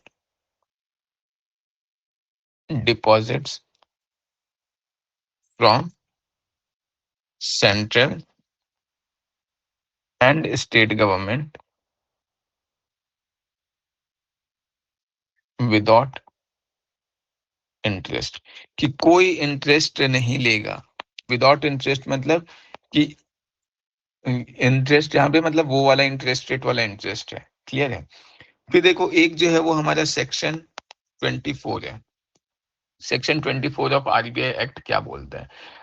सेक्शन जैसे अभी डिनोमिनेशन हुआ था, डिमोनेटाइजेशन अभी जैसे हुआ था ना, तो अभी जैसे डिमोनेटाइजेशन हुआ था तो क्या हुआ था, 2000 रुपए का नोट बना था। क्लियर है? अब अगर बोलूं कि जब इंडिया इंडिपेंडेंट हुआ था 1946 के टाइम पे इंडिया में 10,000 रुपए का नोट चलता था, 10,000 रुपीज का। क्लियर है? 10,000 रुपीज का नोट चलता था 1946 के टाइम। फिर बाद में डिमोनेटाइजेशन के तहत ये 10,000 रुपीज का नोट को हटा दिया गया। फिर वापस इंट्रोड्यूस किया गया 10,000 रुपीज का नोट, और फिर जो है 1978 में जो है वापस डिमोनेटाइजेशन के तहत इसको हटा दिया गया। तो ये जो सेक्शन 24 जो है ना आरबीआई एक्ट का, ये बोलता है कि जो नोट्स का जो डिनोमिनेशन है, ये डिनोमिनेशन मैक्सिमम कितना हो सकता है, 10,000 का। मतलब 10,000 से ज्यादा का नोट जो है वो नहीं छप सकता। और ये नोट को 10,000 का नोट जो है, अगर नोट का डिनोमिनेशन जितना ज्यादा होगा उतना ज्यादा ब्लैक मनी स्टोर करना आसान होगा। जैसे अगर सपोज कर लो अगर जो डिनोमिनेशन केवल 100 रुपए का है तो 100 रुपए का 1000 करोड़ या मान लो 500 करोड़ अपने घर में जमा तो नहीं कर सकते ना, ब्लैक मनी के फॉर्म में, वो करना डिफिकल्ट है। बट अगर 10,000 का है तो वो करना थोड़ा ज़्यादा आसान हो जाता है। इसलिए गवर्नमेंट जो है ये कोशिश करता है कि बहुत ज़्यादा हाई डिनोमिनेशन नहीं रखने का नोट्स का। क्लियर है? अभी कितना है? अभी 500 है।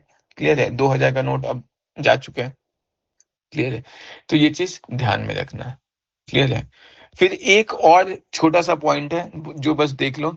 जिस तरीके से मॉनेटरी पॉलिसी कमिटी होता है ना, ये क्या कंट्रोल कर रहा है? ये इन्फ्लेशन को कंट्रोल कर रहा है। वैसे ही एक जो है ये सेंट्रल बोर्ड ऑफ डायरेक्टर होता है आरबीआई में। क्लियर है? Central board of directors. ये जो है सेंट्रल बोर्ड ऑफ डायरेक्टर, इसमें जो है ये कुछ सारे काफ़ी सारे मेंबर्स होते हैं, जैसे गवर्नर हो गया, डिप्टी गवर्नर हो गया, डायरेक्टर्स हो गया, गवर्नमेंट सिक्योरिटीज़ हो गया, गवर्नमेंट के सेक्रेटरीज़ वगैरह हो गए, ये सब काफ़ी सारे लोग होते हैं, इतना डिटेल में जानने का ज़रूरत नहीं है। क्लियर है? बस यहाँ पे ये समझो कि ये जो सेंट्रल बोर्ड ऑफ डायरेक्टर है, ये हमारा आरबीआई का हाईएस्ट डिसीजन मेकिंग बॉडी है। क्लियर है? मतलब आरबीआई में जो भी डिसीजन लिया जाएगा, ऐसा नहीं है कि अकेले आरबीआई गवर्नर लेते हैं। वो सारा डिसीजन जो है वो मेनली कौन लेगा? सेंट्रल बोर्ड ऑफ डायरेक्टर लेगा। तो ये highest decision making body of RBI है। क्लियर है? ये चीज़ ध्यान में रखना। अब ये डिसीजन कैसा-कैसा डिसीजन ये लेगा? तो जैसे सपोज़ कर लो, जैसे अभी हम लोग देखें कि मॉनेटरी पॉलिसी के तहत वो क्या कर रहा है? वो तो बस इन्फ्लेशन कंट्रोल करने का डिसीजन ले रहा है। बाकी जितना भी फंक्शन हम लोग आरबीआई का अभी देखें, वो सारा डिसीजन जो लिया जाएगा, वो डिसीजन कौन लेगा? वो सारा decision central board of director लेगा कि एक्सचेंज रेट क्या होना चाहिए? कोई बैंक जो है वो फॉर्म हो रहा है तो उसको लाइसेंस देना है, रेगुलेशन करना है। क्लियर है? जो कमर्शियल बैंक है, नॉन बैंकिंग फाइनेंशियल कंपनीज वगैरह है, उन सब का रेगुलेशन वगैरह हो गया। क्लियर है? या स्टाफ वगैरह जो आरबीआई वगैरह में है, उनका रेगुलेशन हो गया, या आरबीआई का खुद का अपना जो इंटरनल बजट है उसको मेंटेन करना हो गया। मतलब मॉनेटरी पॉलिसी से रिलेटेड जो भी डिसीजन है उसको छोड़ करके बाकी जितना भी डिसीजन है जो आरबीआई लेता है, वो सारा डिसीजन कौन लेगा? सेंट्रल बोर्ड ऑफ डायरेक्टर्स लेते हैं। और ये सेंट्रल बोर्ड ऑफ डायरेक्टर जो है, इसमें ध्यान में रखना, एक इंसान नहीं है, इसमें बहुत सारे लोग होते हैं। कौन कौन होते हैं? ये मतलब एक टाइप का, ये भी बोल सकते हो एक टाइप का कमिटी है। इसमें आरबीआई का गवर्नर होगा। क्लियर है? इसमें बहुत सारे लोग होते हैं। आरबीआई का गवर्नर होता है, चार जो है वो डिप्टी गवर्नर होता है। क्लियर है? उसके बाद फिर जो है ये तो ऑफिशियल मेंबर्स हो गए 5 लोग। फिर उसके बाद फिर जो है 10 डायरेक्टर्स होंगे जिसको सेंट्रल गवर्नमेंट नॉमिनेट करेगा। क्लियर है? Nominated by central government. Clear है? उसके बाद फिर 4 डायरेक्टर्स होंगे जो रीजनल बोर्ड के होंगे। ये सब इतना ज़्यादा डिटेल में करने का ज़रूरत नहीं है। 4 डायरेक्टर्स रीजनल बोर्ड के होंगे, 2 गवर्नमेंट के सेक्रेटरीज़ होंगे। ये टोटल इतने सारे लोग होते हैं, ये सब मिल के डिसीजन लेते हैं। बिल्कुल वैसे ही मेजॉरिटी वोटिंग से ये डिसीजन यहाँ पे लिया जाएगा। क्लियर है? तो ये बस जानना था बेसिक हल्का-सा इसके बारे में। तो ये जो है ये हम लोग देख लिए। अब जो है हम लोग जो है देखेंगे क्या? मॉनेटरी पॉलिसी के बारे में। ये हमने बेसिक जो है ये हमने देख लिया पूरा आरबीआई के बारे में क्या-क्या है। यहाँ तक किसी को कोई डाउट है क्या?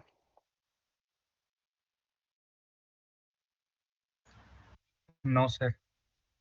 चलो ठीक है। अब हम लोग मॉनेटरी पॉलिसी के बारे में स्टार्ट करते हैं और यहाँ से ये बहुत ज़्यादा इम्पोर्टेंट टॉपिक हो जाता है। क्लियर है? मैं बार-बार इतना ज़्यादा एम्फेसिस इसलिए दे रहा हूँ क्योंकि यहाँ से रियली में क्वेश्चंस बहुत आते हैं। क्लियर है? और ये बहुत कॉन्सेप्चुअल भी है। अगर ज़रूरी नहीं कि इन्फ्लेशन से भी जो क्वेश्चन आ रहा है उसमें भी मॉनेटरी पॉलिसी का रोल होता है। क्लियर है? तो इसीलिए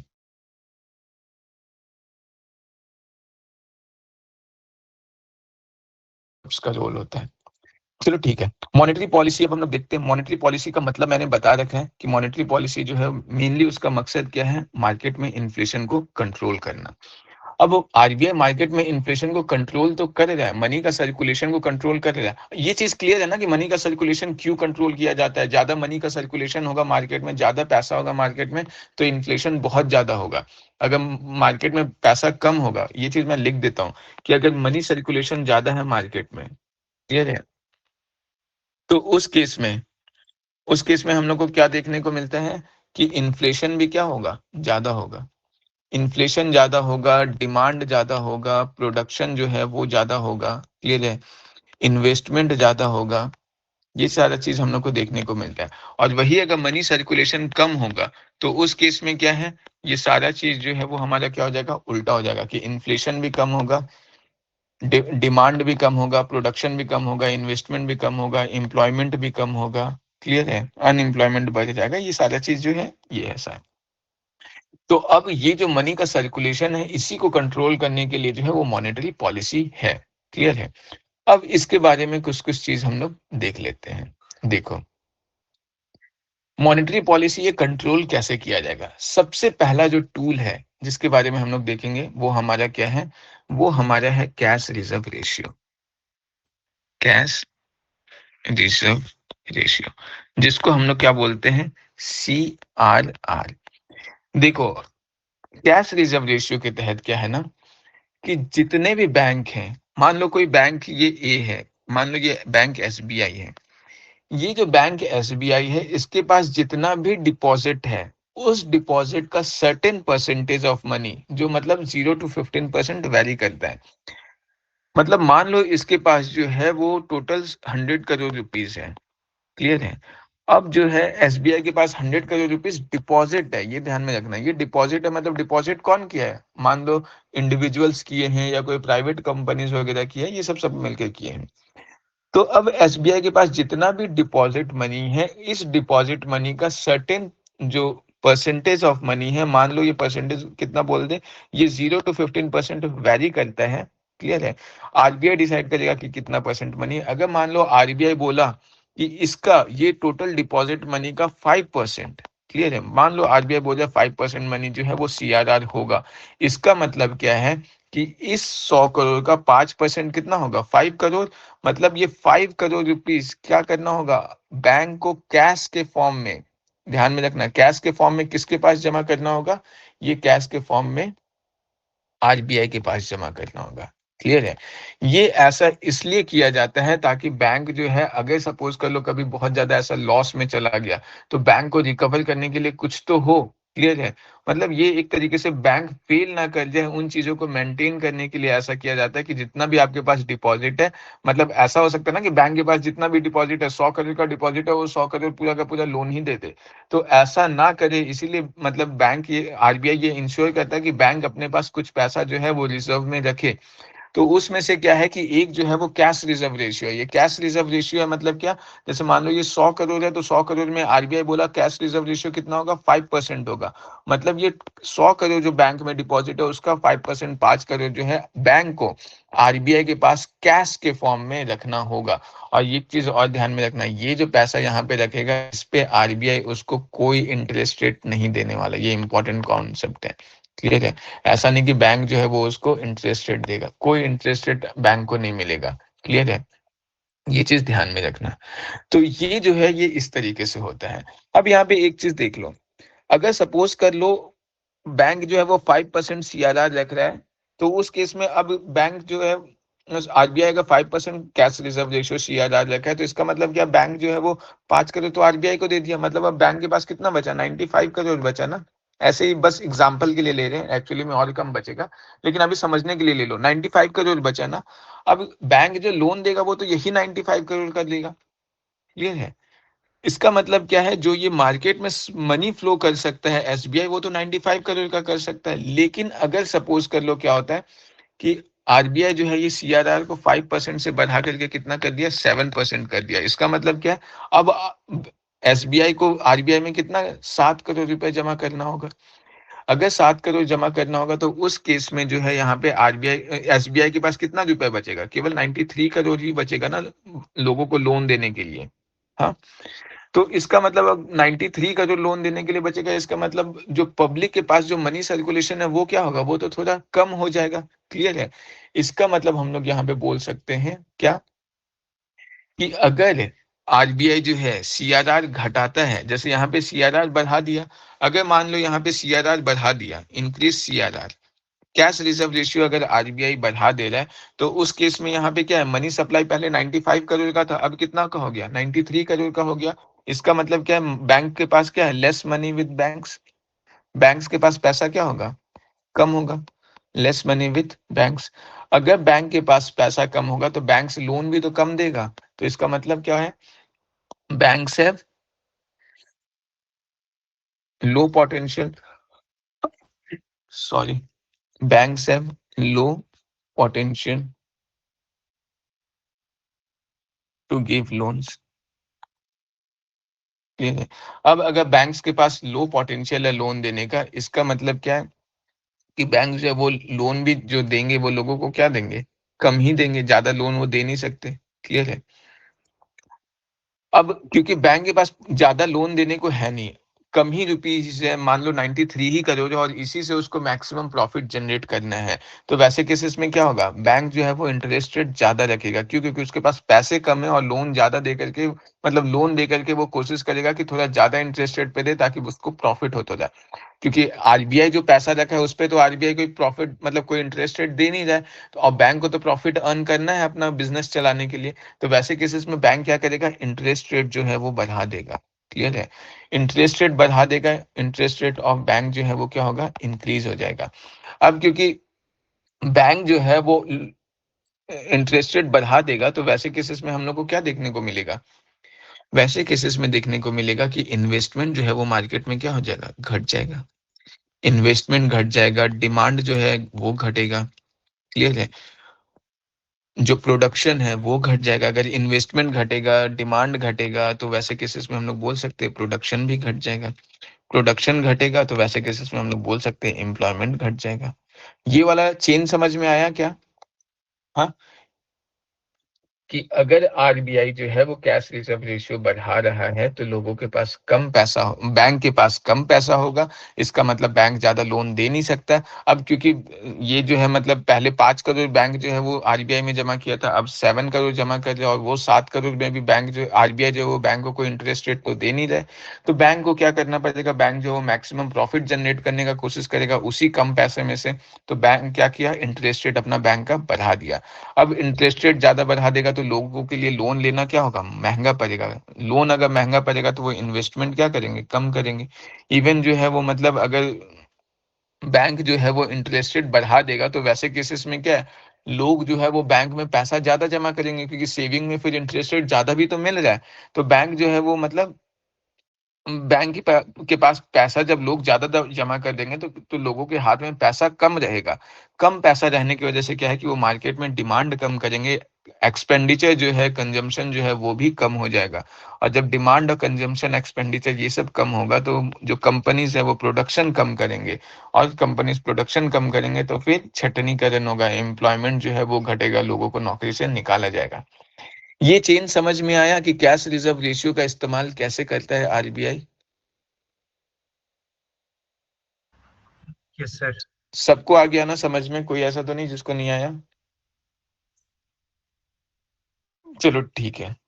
अब यहाँ पे जस्ट इसका उल्टा देख लो। अब अगर मान लो बैंक जो है वो, यहाँ पे क्या हो रहा है कि अगर मान लो आरबीआई जो है वो सीआरआर को क्या किया, घटा दिया। तो अब क्या है, अगर सीआरआर घटा दिया, मतलब ये 5% था, अब ये 5% करके कितना कर दिया, मान लो 3% कर दिया। 3% कर दिया, मतलब अब क्या है, वो केवल 3 करोड़ ही पार्क करेगा आरबीआई के पास पैसा। क्लियर है। मतलब बैंक के पास अब कितना बचेगा, 97 करोड़ जो है उसका वो इस्तेमाल कर सकता है लोन देने के लिए। इसका मतलब अगर कैश रिजर्व रेशियो घटेगा तो यहाँ पे लेस मनी की जगह क्या हो जाएगा, more money with banks. Clear है। बैंक्स के पास ज्यादा होगा। अगर बैंक्स के पास पैसा ज्यादा होगा तो बैंक्स के पास लोन देने का पोटेंशियल भी ज्यादा होगा, तो वो हाई पोटेंशियल होगा। अगर बैंक्स ज्यादा लोन देने का उसके पास पोटेंशियल है तो बैंक जो है यहाँ पे इंटरेस्ट रेट भी क्या करेगा, इंटरेस्ट रेट कम कर देगा।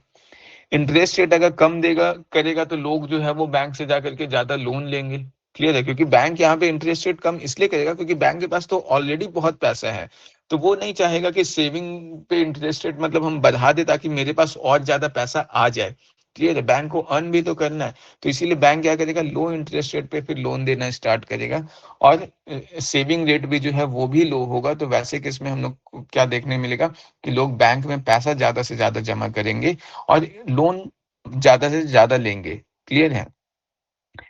इंटरेस्ट रेट लो है, इसका मतलब बैंक से कंपनीज वगैरह या इंडिविजुअल्स वगैरह जो है वो लोन ज्यादा लेंगे और बैंक में पैसा जमा नहीं करेंगे। सॉरी, ये ध्यान में रखना, क्योंकि सेविंग रेट पे ज्यादा इंटरेस्ट रेट तो मिल नहीं रहा ना, तो क्यों बैंक में कोई पैसा जमा करेगा, नहीं करना चाहेगा। इसका मतलब पैसा हाथ में रखना चाहेगा, हाथ में पैसा रखना चाहेगा मतलब खर्च करेगा, कुछ ना कहीं इन्वेस्टमेंट करेगा। लोन सस्ता मिल रहा है तो कोई ना कोई बिजनेस प्लान करेगा, कोई टैक्सी खरीदेगा, कोई कार खरीदेगा, कुछ ऐसा करेगा। क्लियर है? मतलब इन्वेस्टमेंट ज्यादा होगा, लोगों के हाथ में पैसा रहने की वजह से क्या है, डिमांड बढ़ जाएगा, इन्वेस्टमेंट बढ़ जाएगा, प्रोडक्शन बढ़ जाएगा, एम्प्लॉयमेंट बढ़ जाएगा। तो ये चीज समझ में आ रहा है कि किस तरीके से कैश रिजर्व रेशियो को घटा बढ़ा करके आरबीआई जो है वो इन्फ्लेशन को कंट्रोल करता है। क्लियर है? तो ये चीज ध्यान में रखना। इसका मतलब क्या है कि आरबीआई जो है कैश रिजर्व रेशियो को कम कब करेगा, जब इन्फ्लेशन अंडर कंट्रोल होगा, तभी वो कम ऐसा करने का कोशिश करेगा। एक चीज और मैं बता देता हूँ, ये कैश रिजर्व रेशियो जो है ना, इंडिया में टोटल जो मतलब डिपॉजिट्स होता है, वो डिपॉजिट लगभग मतलब जो है, मतलब जो मनी इन सर्कुलेशन है इंडिया में, वो लगभग जो है वो 40 लाख करोड़ के आसपास है, 40 लाख करोड़ के आसपास है। क्लियर है? ये बहुत बड़ा अमाउंट होता है जो मनी टोटल मार्केट में, इंडियन मार्केट में सर्कुलेट कर रहा है, कुछ मेरे पास, कुछ किसी कंपनी के पास, कुछ किसी बैंक के पास, ऐसा टोटल जो मनी इन सर्कुलेशन है, क्लियर है, लगभग 40 लाख करोड़ के आसपास है। ये अगर आरबीआई 1% भी, 1% भी अगर कैश सीआरआर जो है, अगर 1% सीआरआर जो है वो घटाता या बढ़ाता है, तो उस केस में जो है मार्केट में लगभग मतलब 1 लाख से लेकर के 2.5 लाख करोड़ तक का पैसा या तो मार्केट से मतलब बैंक के पास चला जाता है या बैंक से मार्केट में आ जाता है। जैसे यहाँ पे हम लोग देख रहे हैं ना कि सीआरआर अगर बढ़ा देगा तो क्या है, बैंक के पास जो है वो पैसा कम हो जाता है। क्लियर है? तो ये जो मार्केट में पैसा डालना है या मार्केट से पैसा निकालना है, मतलब 1% भी अगर आरबीआई जो है वो सीआरआर घटा रहा है या बढ़ा रहा है, तो उससे मार्केट से लगभग 1 से 2.5 लाख करोड़ के आसपास पैसा जो है इंजेक्ट होता है या वापस मतलब चला जाता है। ये चीज समझ में आ रहा है? Yes sir. चलो ठीक है। तो ये जो था, ये मेन इतना मेहनत अपन को बस कैश रिजर्व रेशियो में करना पड़ा, बाकी में अब नहीं करना पड़ेगा, क्योंकि बाकी सब में बिल्कुल यही डायग्राम चलेगा। क्लियर है? दूसरा अपन जो मॉनेटरी पॉलिसी टूल है, ये यहाँ पे एक बहुत इंपॉर्टेंट ये चीज ध्यान में रखना, कोई इंटरेस्ट रेट पे नहीं होता है। दूसरा जो मॉनेटरी पॉलिसी टूल है वो हमारा क्या है, एसएलआर। ये एसएलआर को हम लोग क्या बोलते हैं, स्टैट्यूटरी लिक्विडिटी रेशियो। ये देखो, ये स्टैट्यूटरी लिक्विडिटी रेशियो जो है ना, ये क्या है, अब अभी क्या है कि यहाँ पे आरबीआई क्या बोला बैंक को कि जितना भी आपके पास डिपॉजिट्स है, जैसे 100 करोड़ डिपॉजिट है, तो ये 100 करोड़ डिपॉजिट का सर्टेन परसेंटेज जो है वो सीआरआर के फॉर्म में, कैश के फॉर्म में किसके पास रखना पड़ेगा, आरबीआई के पास में। अब यहाँ पे आरबीआई क्या बोल रहा है, वो सीआरआर के फॉर्म में रख रहे हो, सो तो रख ही रहे हो। अब यहाँ पे बोल रहा है जो भी आपका डिपॉजिट्स है, जो ग्रॉस डिपॉजिट है, क्लियर है, इस ग्रॉस डिपॉजिट का सर्टेन परसेंटेज जो है, क्लियर है, इस ग्रॉस डिपॉजिट का सर्टेन परसेंट किसके पास रखना है, बैंक को खुद के पास रखना है। मतलब यहाँ पे बैंक जो है, सीआरआर के केस में क्या हो जाता है, बैंक किसके पास रख रहा था, आरबीआई के पास रख रहा था। एसएलआर के केस में क्या है, वो पैसा बैंक किसके पास रख रहा है, खुद के पास ही रख रहा है। लेकिन यहाँ पे ध्यान में रखना, ये जो बैंक यहाँ पे खुद के पास जो रख रहा है ना, वो केवल कैश के फॉर्म में नहीं रखेगा। मतलब यहाँ पे क्या था, आरबीआई के पास केवल कैश के फॉर्म में था, यहाँ पे कैश के फॉर्म में भी होगा और सिक्योरिटीज के फॉर्म में भी होगा, इवन गोल्ड वगैरह के भी फॉर्म में होगा। क्लियर है? क्यों? क्योंकि यहाँ पे तो बैंक के पास ऑप्शन है ना कि वो अपने पास जितना पैसा रख सकता है, रखेगा, उससे वो कुछ ना कुछ अर्न करे।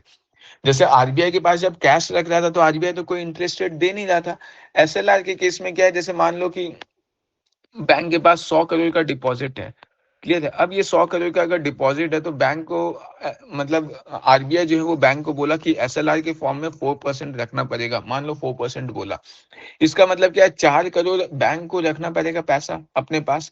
तो वो पूरा का पूरा 4 करोड़ अगर अपने पास रखेगा तो बैंक को तो लॉस हो जाएगा ना, क्योंकि इन्फ्लेशन तो बढ़ रहा है, बैंक को तो एक तरीके से लॉस हो गया। तो इसलिए बैंक जो है वो कैश के फॉर्म में कम रखता है, गोल्ड के फॉर्म में, सिक्योरिटीज के फॉर्म में ज्यादा रखता है। जैसे मान लो 4 करोड़ में से 1 करोड़ का गोल्ड ले लिया, क्लियर है। अब अगर गोल्ड के फॉर्म में 1 करोड़ रखा हुआ है तो गोल्ड का प्राइस तो लगातार बढ़ रहा है, तो बैंक को क्या होगा, इससे जो भी इंटरेस्ट होगा कहीं ना कहीं प्रॉफिट होगा। सिक्योरिटीज के फॉर्म में रख रहा है, मतलब क्या, बैंक जो है वो मान लो 2 करोड़ का टी बिल्स खरीद लिया, 1 करोड़ का बॉन्ड या डिबेंचर्स खरीद लिया, मान लो कुछ पैसे का वो म्यूचुअल फंड्स में इन्वेस्ट कर दिया, मतलब इस तरीके से सिक्योरिटीज के फॉर्म में। इसलिए यहाँ पे ध्यान में रखो कि बैंक जो है वो क्या कर रहा है, सिक्योरिटीज के फॉर्म में कुछ पैसा कहाँ पे रख रहा है, अपने ही पास रख रहा है। ये कैश फॉर्म के फॉर्म में भी है और नॉन कैश फॉर्म में भी है, ये चीज ध्यान में रखना। और यहाँ पे क्या है कि गवर्नमेंट को मतलब बैंक्स को उस एसएलआर में जो भी वो पैसा रखा हुआ है उससे वो कुछ ना कुछ प्रॉफिट अर्न करता है। जैसे वहां पे सीआरआर में कोई प्रॉफिट अर्न नहीं हो रहा था, यहाँ पे क्या है, earn profit from SLR. Clear है। अब यहाँ पे बिल्कुल सेम वैसा ही चलेगा, जैसे मान लो क्या है कि अगर बिल्कुल वैसे ही चलेगा जैसे यहाँ पे अपन ये वाला एग्जांपल दिए थे कि अगर बैंक आरबीआई जो है वो क्या है, ये बैंक को बोल रहा है कि सीआर एसएलआर जो है, यहाँ पे अगर मान लो वो बोल रहा है कि जो एसएलआर है ये एसएलआर को 4% करना है, और वही मान लो डिपॉजिट 100 करोड़ है। तो अगर 104% बोल रहा है, इसका मतलब क्या है कि अब बैंक उतना पैसा का तो खर्च नहीं कर सकता, वो पैसा उसको क्या है, जो भी गोल्ड के फॉर्म में, सिक्योरिटीज के फॉर्म में या कैश के फॉर्म में रखा है उसको तो उसको सेफ साइडलाइन करके रखना है। बाकी पैसे का ही आरबीआई जो है वो लोन, सॉरी बैंक जो है वो लोन दे सकता है, या सेविंग वगैरह जो भी है वो उतना कर सकता है। तो अगर एसएलआर 4% होगा तो मान लो एसएलआर 4% है, सीआरआर जो है वो मान लो 5% है, तो इसका मतलब अब बैंक के पास कितना बचा, बैंक के पास तो अब केवल 91 करोड़ बचा, अब वो 91 करोड़ का ही लोन देगा। क्लियर है। अगर एसएलआर बढ़ जाएगा, एसएलआर को 4% से बढ़ा करके 5% कर दिया गया, तो उस केस में अब क्या है, बैंक के पास केवल 90 करोड़ होगा। और फिर वही चीज देखने को मिलेगा कि अगर एसएलआर बढ़ेगा तो जैसे यहाँ पे हम लोग को देखने को मिला था कि जैसे सीआरआर बढ़ जाता तो क्या हो जाता कि बैंक के पास कम पैसा था लोन देने के लिए। वैसे ही अगर एसएलआर 4% से 5% हो जा रहा है तो वैसे केसेस में क्या है कि बैंक के पास तो अब कम पैसा हो जा रहा है लोन देने के लिए, तो वैसे केस में क्या है, बैंक का लोन पोटेंशियल देने का क्षमता कम हो जाएगा। और बैंक को क्योंकि प्रॉफिट जनरेट करना है तो बैंक क्या करेगा, इंटरेस्ट रेट हाई करेगा। क्लियर है। क्यों, ताकि जो भी उसके पास बचा अमाउंट है उससे वो कोशिश करेगा ज्यादा से ज्यादा अर्न करने का। इंटरेस्ट रेट हाई करेगा तो वैसे केस में क्या है कि लोग लोन लेना पसंद नहीं करेंगे क्योंकि लोन पे हाई इंटरेस्ट रेट मिलेगा, लेकिन सेविंग करना पसंद करेंगे क्योंकि सेविंग पे उन लोग को हाई इंटरेस्ट रेट मिलेगा। तो बैंक के पास फिर वो कैश डिपॉजिट वहां से हो जाएगा, जो यहाँ पे वो सीआरआर और एसएलआर के फॉर्म में उसके पास नहीं रह पा रहा था, तो वो उसके पास मनी का जो फ्लो है वो बैंक के पास आ जाएगा। क्लियर है। और लोन वो कम से कम देना चाहेगा, लोन कम देगा तो इन्वेस्टमेंट मार्केट में कम होगा, लोग जो है बैंक के पास पैसा ज्यादा जमा करेंगे, तो लोगों के पास जो मनी सर्कुलेशन है वो कम होगा, तो मार्केट में डिमांड कम हो जाएगा, मार्केट में डिमांड कम होगा तो प्रोडक्शन कम होगा, प्रोडक्शन कम होगा तो एम्प्लॉयमेंट कम होगा। मतलब इस तरीके से सेम वैसे ही डिक्रीज के लिए भी कर सकते हो कि अगर एसएलआर घट गया तब क्या होगा। तो ये जो है ये मतलब बिल्कुल इस तरीके से जो है ये हम लोग बोल सकते हैं क्या कि एसएलआर को भी घटा बढ़ा करके सेम ऐसे ही गवर्नमेंट जो है वो करता है। आरबीआई जो है ऐसे ही मनी का फ्लो को कंट्रोल करता है। ये समझ में आया एसएलआर का कॉन्सेप्ट। Yes sir. अगर किसी को नहीं समझ में आए तो वो बोल देना, फिर बाद में दिक्कत होगा। क्लियर है। अगला फिर देख लो रेपो रेट, कि रेपो रेट क्या होता है। देखो ये जो रेपो रेट है ना, ये क्या है, जैसे मान लो बैंक को एकदम शॉर्ट टर्म बेसिस पे लोन का जरूरत है। क्लियर है। 1 दिन के लिए, 2 दिन के लिए, या ऐसे मतलब अर्जेंट उसके पास बैंक के पास कोई ट्रांजेक्शन ऐसा मतलब शॉर्ट टर्म बेसिस के लिए आया हुआ है। क्लियर है। तो अब अगर बैंक को शॉर्ट टर्म लोन का जरूरत है एकदम, तो वैसे केसेस में अब क्या है, बैंक लोन लेगा किससे, आरबीआई से। क्लियर है। मतलब यहाँ पे हम लोग बोल सकते हैं कि यहाँ पे बैंक जो है वो क्या कर रहे हैं, bank takes short term loans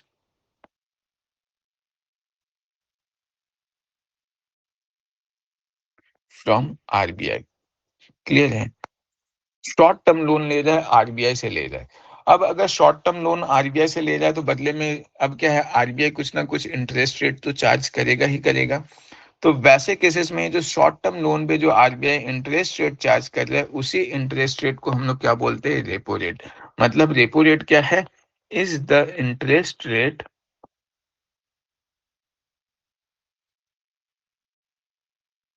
that RBI charges when bank takes short term loans from RBI। यहाँ तक क्लियर है? अब यहाँ पे देखो, ये जो रेपो रेट वगैरह जो होता है ना, ये बेसिकली ओवरनाइट बेसिस वगैरह पे होता है। अब यहाँ पे एक चीज और ध्यान में रखो, एक और कॉन्सेप्ट मैं बता देता हूँ, ये कॉन्सेप्ट हमेशा ध्यान में रखना ताकि ज्यादा कंफ्यूजन ना हो। अगर बात मान लो, दो टाइप का लोन है। एक लोन जो है वो मान लो 2 साल के लिए है, और एक लोन जो है वो मान लो 2 मंथ के लिए है। तो क्या लगता है इंटरेस्ट रेट किस में ज्यादा होगा? 2 साल वाले में इंटरेस्ट रेट ज्यादा होगा या 2 महीने वाले में? मतलब शॉर्ट टर्म लोन अगर हम ले रहे, मान लो दोनों में सेम अमाउंट ले रहे हैं, यहाँ पे भी 2 लाख का लोन ले रहे हैं हम 2 साल के लिए, यहाँ पे भी 2 लाख का लोन ले रहे हैं हम 2 महीने के लिए, तो इंटरेस्ट रेट किस में ज्यादा होना चाहिए? देखो, यहाँ पे जो इंटरेस्ट रेट है ना, इसको ऐसे समझो, हम लोग क्या देखे कि अगर ये 2 लाख रुपए है, तो ये 2 लाख रुपए जो है ये विथ टाइम, क्योंकि इंडिया जैसा कंट्री है, ये एक डेवलपिंग कंट्रीज है, तो डेवलपिंग कंट्रीज में क्या है कि विथ टाइम अगर हम लोग देखें तो इन्फ्लेशन की वजह से मनी जो है वो डेप्रिसिएट करता है। क्लियर है? और आगे जितना लंबा टाइम हम बोलेंगे कि आज से 10 साल बाद तुम देना, या 10 साल 15 साल बाद देना, या 5 साल बाद देना, जितना लंबा टाइम हम बोलेंगे उतना ज्यादा एक तो अनसर्टेनिटी का सिचुएशन है। क्लियर है? सिचुएशन क्या है? अनसर्टेन है, प्लस एक इन्फ्लेशन भी है। तो वैसे केसेस में क्या है कि अगर हम लंबा टाइम का लोन दे रहे, तो हम क्या चाहेंगे कि हम जो है इंटरेस्ट रेट क्या रखें? ज्यादा रखें। तो ये ध्यान में रखना कि अगर 2 साल का है, अगर मतलब जितना लंबा टेन्योर होगा, लॉन्ग टर्म लोन होगा, तो उस पे इंटरेस्ट रेट क्या होगा? हाई इंटरेस्ट रेट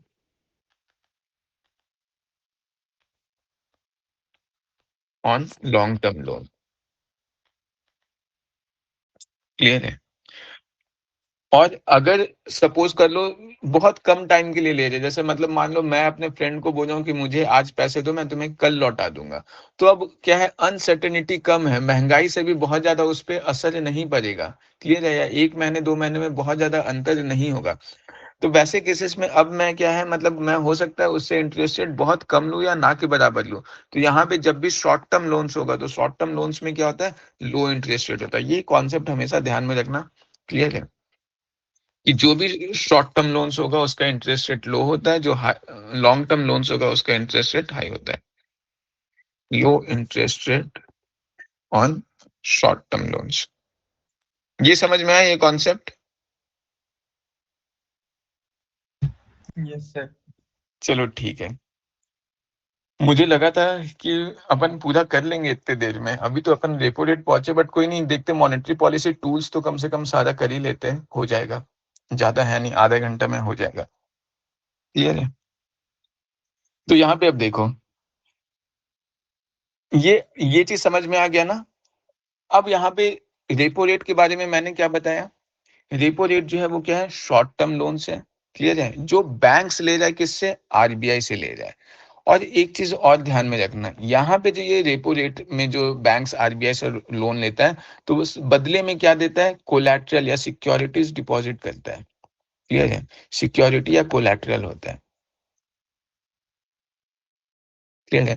अब अगर सपोज कर लो मैं किसी से मतलब पैसे ले रहा हूँ, अब पैसे लेने के बाद मैं सपोज कर लो अपना वॉच जो है उसके पास गिरवी रख दे रहा हूँ, या गोल्ड अपना गिरवी रख दे रहा हूँ, तो वैसे केसेस में क्या है, रिस्क तो बहुत कम है ना लोन देने वाले के लिए। तो अब क्योंकि जो लोन दे रहा है उसको कम रिस्की लग रहा है, तो वो मेरे को कम इंटरेस्ट रेट पे लोन दे देगा। लेकिन अगर मैं कोई कोलैटरल दूं ही ना, मतलब मान लो मुझे किसी से पैसे चाहिए, वो मुझे पैसे दे रहा हूँ, मैं बोल रहा हूँ मैं तुम्हें कुछ भी कोलैटरल नहीं दे सकता, कोलैटरल मतलब कुछ भी ऐसा गिरवी नहीं रख सकता, तो अब मैं कोई कोलैटरल ही नहीं दे रहा हूँ, तो वो मुझसे क्या होगा? उसके लिए तो वो रिस्की हो गया ना, वो मुझे पैसे देना, तो वो मुझे क्या करेगा? फिर हाई इंटरेस्ट रेट पे लोन देगा। तो एक चीज और ध्यान में रखना कि अगर सिक्योरिटी या कोलैटरल दिया जा रहा है, तो इंटरेस्ट रेट क्या होगा? लो इंटरेस्ट रेट पे लोन मिलेगा। क्लियर है? अगर दिया जा रहा है तो, और अगर नहीं दिया जा रहा है तो इंटरेस्ट रेट क्या होगा?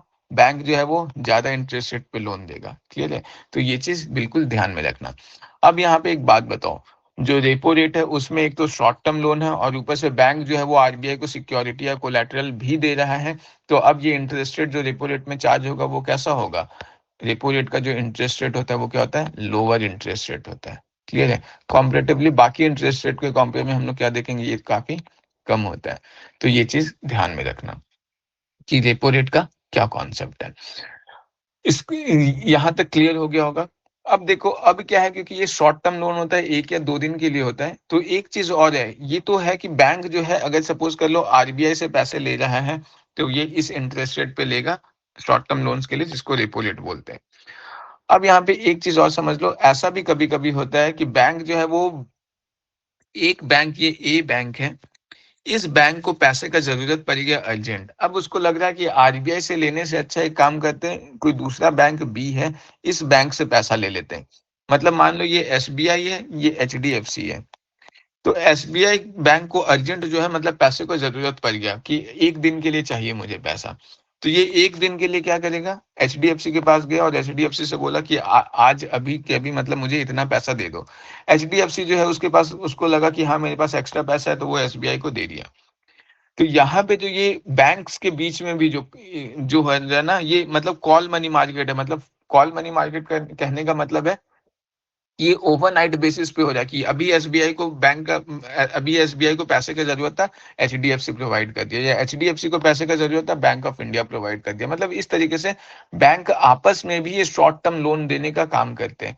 और ये जो शॉर्ट टर्म लोन्स देंगे ना, इस चीज को हम लोग कॉल मनी मार्केट बोलते हैं।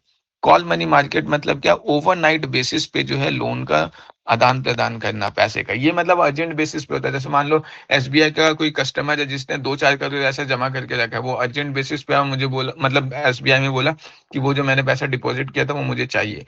अब एसबीआई को लग रहा है कि अच्छा, मुझे जो एक्स्ट्रा पैसा मिलने वाला वो तो कल मिलेगा, तो अभी मैं इसे पैसे कैसे दूं, तो वो जो है अभी वो क्या करेगा, एचडीएफसी से लोन लिया और उसको दे दिया। तो अब ऐसे जो कॉल मनी मार्केट वगैरह जो ये सब जो रन करता है ना, ये ध्यान में रखना, ये भी बहुत इंपॉर्टेंट पॉइंट है कि ये भी रेपो रेट पे रन करता है। कि जो रेपो रेट का इंटरेस्ट रेट होगा, उसी इंटरेस्ट रेट पे कॉल मनी मार्केट भी रन करता है। कॉल मनी मार्केट समझ में आया क्या है?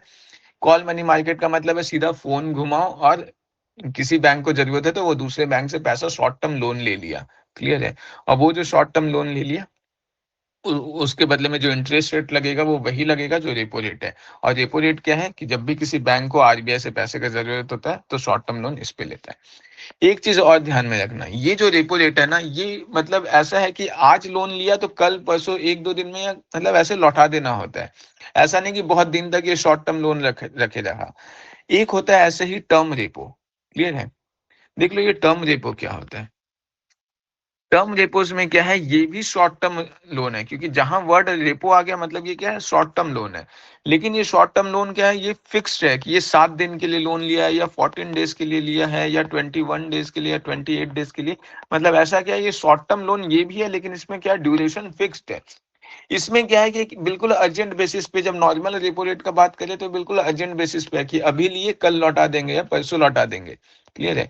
टर्म रेपोज में क्या है कि बैंक को जरूरत है, आरबीआई से लोन लिया 7 दिन के लिए, या फिर 14 दिन के लिए, या 21 दिन के लिए, या 28 दिन के लिए, तो वहां पे जब टर्म आ जाता है, टेन्योर आ जाता है, तो उसको हम लोग क्या बोलते हैं, टर्म रेपोज बोलते हैं। तो रेपो रेट समझ में आ गया क्या है सबको? अब यहाँ पे एक चीज और देख लो। क्लियर है? जब इतना देख रहे हो तो ये भी एक चीज देख लो कि अगर सपोज कर लो रेपो रेट बैंक बढ़ा दे, आरबीआई जो है वो रेपो रेट बढ़ा दिया।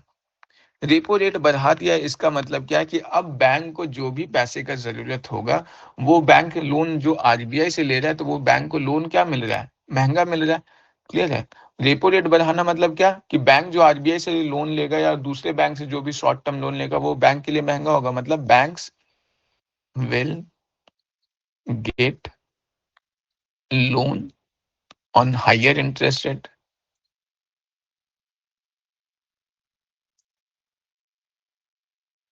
अगर बैंक को ही लोन ज्यादा इंटरेस्ट रेट पे मिल रहा है तो बैंक मुझे बेचेगा भी तो महंगा।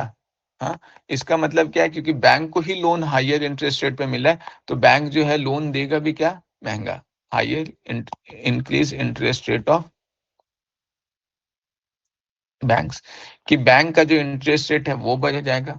अगर बैंक का इंटरेस्ट रेट बढ़ गया इसका मतलब क्या, लोन महंगा मिलेगा और सेविंग जो है वो बैंक में करना आसान होगा। सेविंग का भी इंटरेस्ट रेट बढ़ेगा, लोन का भी इंटरेस्ट रेट बढ़ेगा। सेविंग का इंटरेस्ट रेट बढ़ेगा इसका मतलब क्या है, सेविंग का इंटरेस्ट रेट बढ़ेगा इसका मतलब लोग जो है वो बैंक में ज्यादा से ज्यादा पैसा डिपॉजिट करेंगे ताकि बदले में उन्हें ज्यादा से ज्यादा रिटर्न मिले। इसका मतलब लोगों के हाथ में पैसा कम होगा, इसका मतलब पैसा कम होगा मतलब डिमांड भी मार्केट में कम होगा। और बैंक जो है वो लोन पे इंटरेस्ट रेट बढ़ा देगा, मतलब लोन महंगा देगा, मतलब लोग जो है वो बिजनेसेस करने के लिए लोन नहीं लेंगे। इसका मतलब जो इन्वेस्टमेंट है वो भी हमारा क्या हो जाएगा, घट जाएगा। क्लियर है, इन्वेस्टमेंट घट जाएगा, डिमांड घट जाएगा, तो फिर आगे वैसे ही होगा कि प्रोडक्शन भी घट जाएगा, एम्प्लॉयमेंट भी घट जाएगा, ये सब बिल्कुल वैसे ही चलता रहेगा। इसका मतलब क्या है कि रेपो रेट को बढ़ा करके बैंक जो आरबीआई जो है वो क्या कर सकता है, मार्केट से जो मनी फ्लो है उस मनी फ्लो को क्या कर सकता है, कम कर सकता है। क्लियर है, वही अगर इसका जस्ट उल्टा कर दो कि आरबीआई जो है वो मान लो रेपो रेट को क्या किया है, घटा दिया है। अगर घटा दिया इसका मतलब क्या, बैंक्स को लोन जो आरबीआई से मिलेगा वो क्या मिलेगा, हायर की जगह क्या होगा, लोअर इंटरेस्ट रेट पे लोन मिलेगा। अगर लोअर इंटरेस्ट रेट पे लोन मिलेगा इसका मतलब बैंक जो है वो आगे जो लोन देगा वो भी क्या देगा, सस्ता लोन देगा। अगर लोन सस्ता देगा इसका मतलब क्या है, लोन सस्ता देगा और सेविंग रेट भी सस्ता कर देगा और लोन का भी इंटरेस्ट रेट सस्ता कर देगा। तो अगर सेविंग रेट कम कर देगा तो फिर वही सेम कहानी कि लोग आगे पैसा अपने पास मतलब रखेंगे, बैंक में जमा कम करेंगे, तो डिमांड फिर बढ़ जाएगा क्योंकि लोग उस पैसे का खर्च करेंगे। ये बिल्कुल वैसे ही सारा एरो जो है वो उल्टा हो जाएगा। क्लियर है, ये सारा चीज एक ही चीज। आई होप अब तो समझ में आ गया होगा, बहुत बार डिस्कस कर लिया। क्लियर है, अब एक चीज और मैं बता देता हूँ। ऐसा कोई रूल नहीं है, ये चीज भी ध्यान में रखो, ऐसा कोई रूल नहीं है कि अगर आरबीआई रेपो रेट कम किया है तो बैंक को भी रेपो रेट कम करना ही पड़ेगा। ऐसा कहीं कोई लिखा हुआ रूल नहीं है। ये जनरली बैंक्स वगैरह कर देते हैं, लेकिन बहुत बार बैंक्स नहीं भी करते। अगर न्यूज़पेपर में इकोनॉमिक के एडिटोरियल्स वगैरह पढ़ोगे तो देखोगे इसमें कभी कभी ऐसा लिखा जाता है कि आरबीआई जो है वो सीआरआर घटाया बढ़ा तो दिया, लेकिन उसके अकॉर्डिंग बैंक्स वगैरह उतना घटाया बढ़ाए नहीं।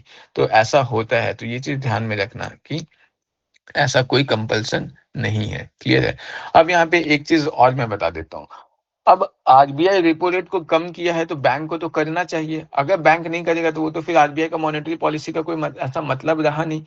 तो अब क्या होता है कि जैसे अगर आरबीआई रेपो रेट को सपोज कर लो, आरबीआई रेपो रेट को क्या किया है, बढ़ा दिया है, तो अब इंटरेस्ट रेट भी क्या हो रहा है, बढ़ जा रहा है।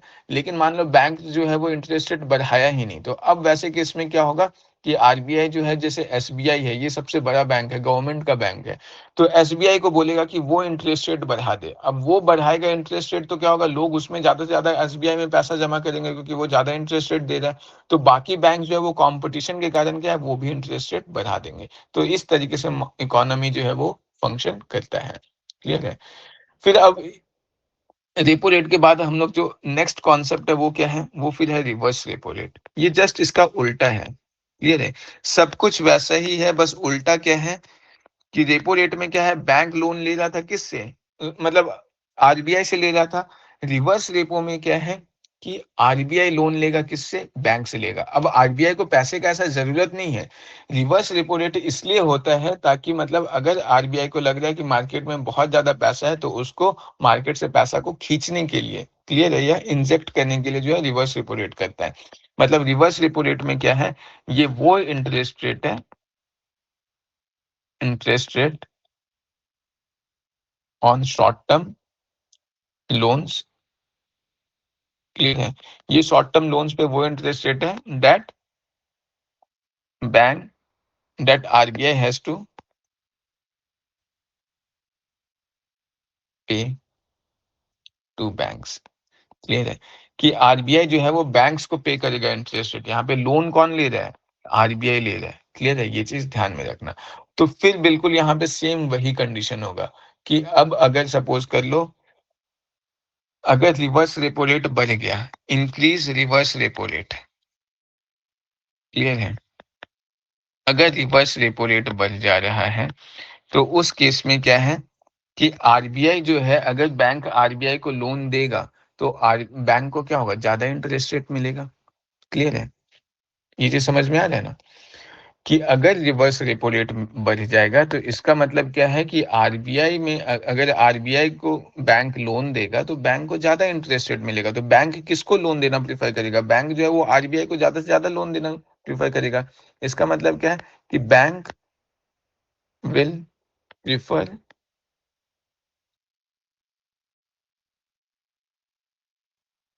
टू गिव लोन्स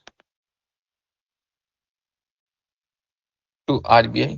अब अगर आरबीआई को लोन देगा तो अब बैंक को पब्लिक को लोन देने के लिए तो कम पैसा बच गया ना, पब्लिक को तो ज्यादा लोन देगा नहीं। इसका मतलब अगर बैंक जो है वो पब्लिक को ज्यादा लोन ट्रांसफर नहीं करेगा तो कहीं ना कहीं मार्केट में जो मनी सप्लाई है वो क्या होगा, वो कम होगा। मनी सप्लाई कम होगा तो फिर वही चीज कि सेम आगे हम लोग बोल सकते हैं, मनी सप्लाई कम हुआ तो डिमांड कम होगा, इन्वेस्टमेंट कम होगा, प्रोडक्शन कम होगा, एम्प्लॉयमेंट कम होगा। ये बिल्कुल वैसा ही चलेगा। ये चीज समझ में आया क्या कि फिर से ये पूरा चार्ट बार बार बनाना जरूरी है क्या? समझ में आया? अगर नहीं आया तो बता दो।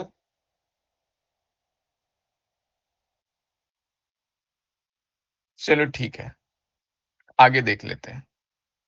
क्लियर है?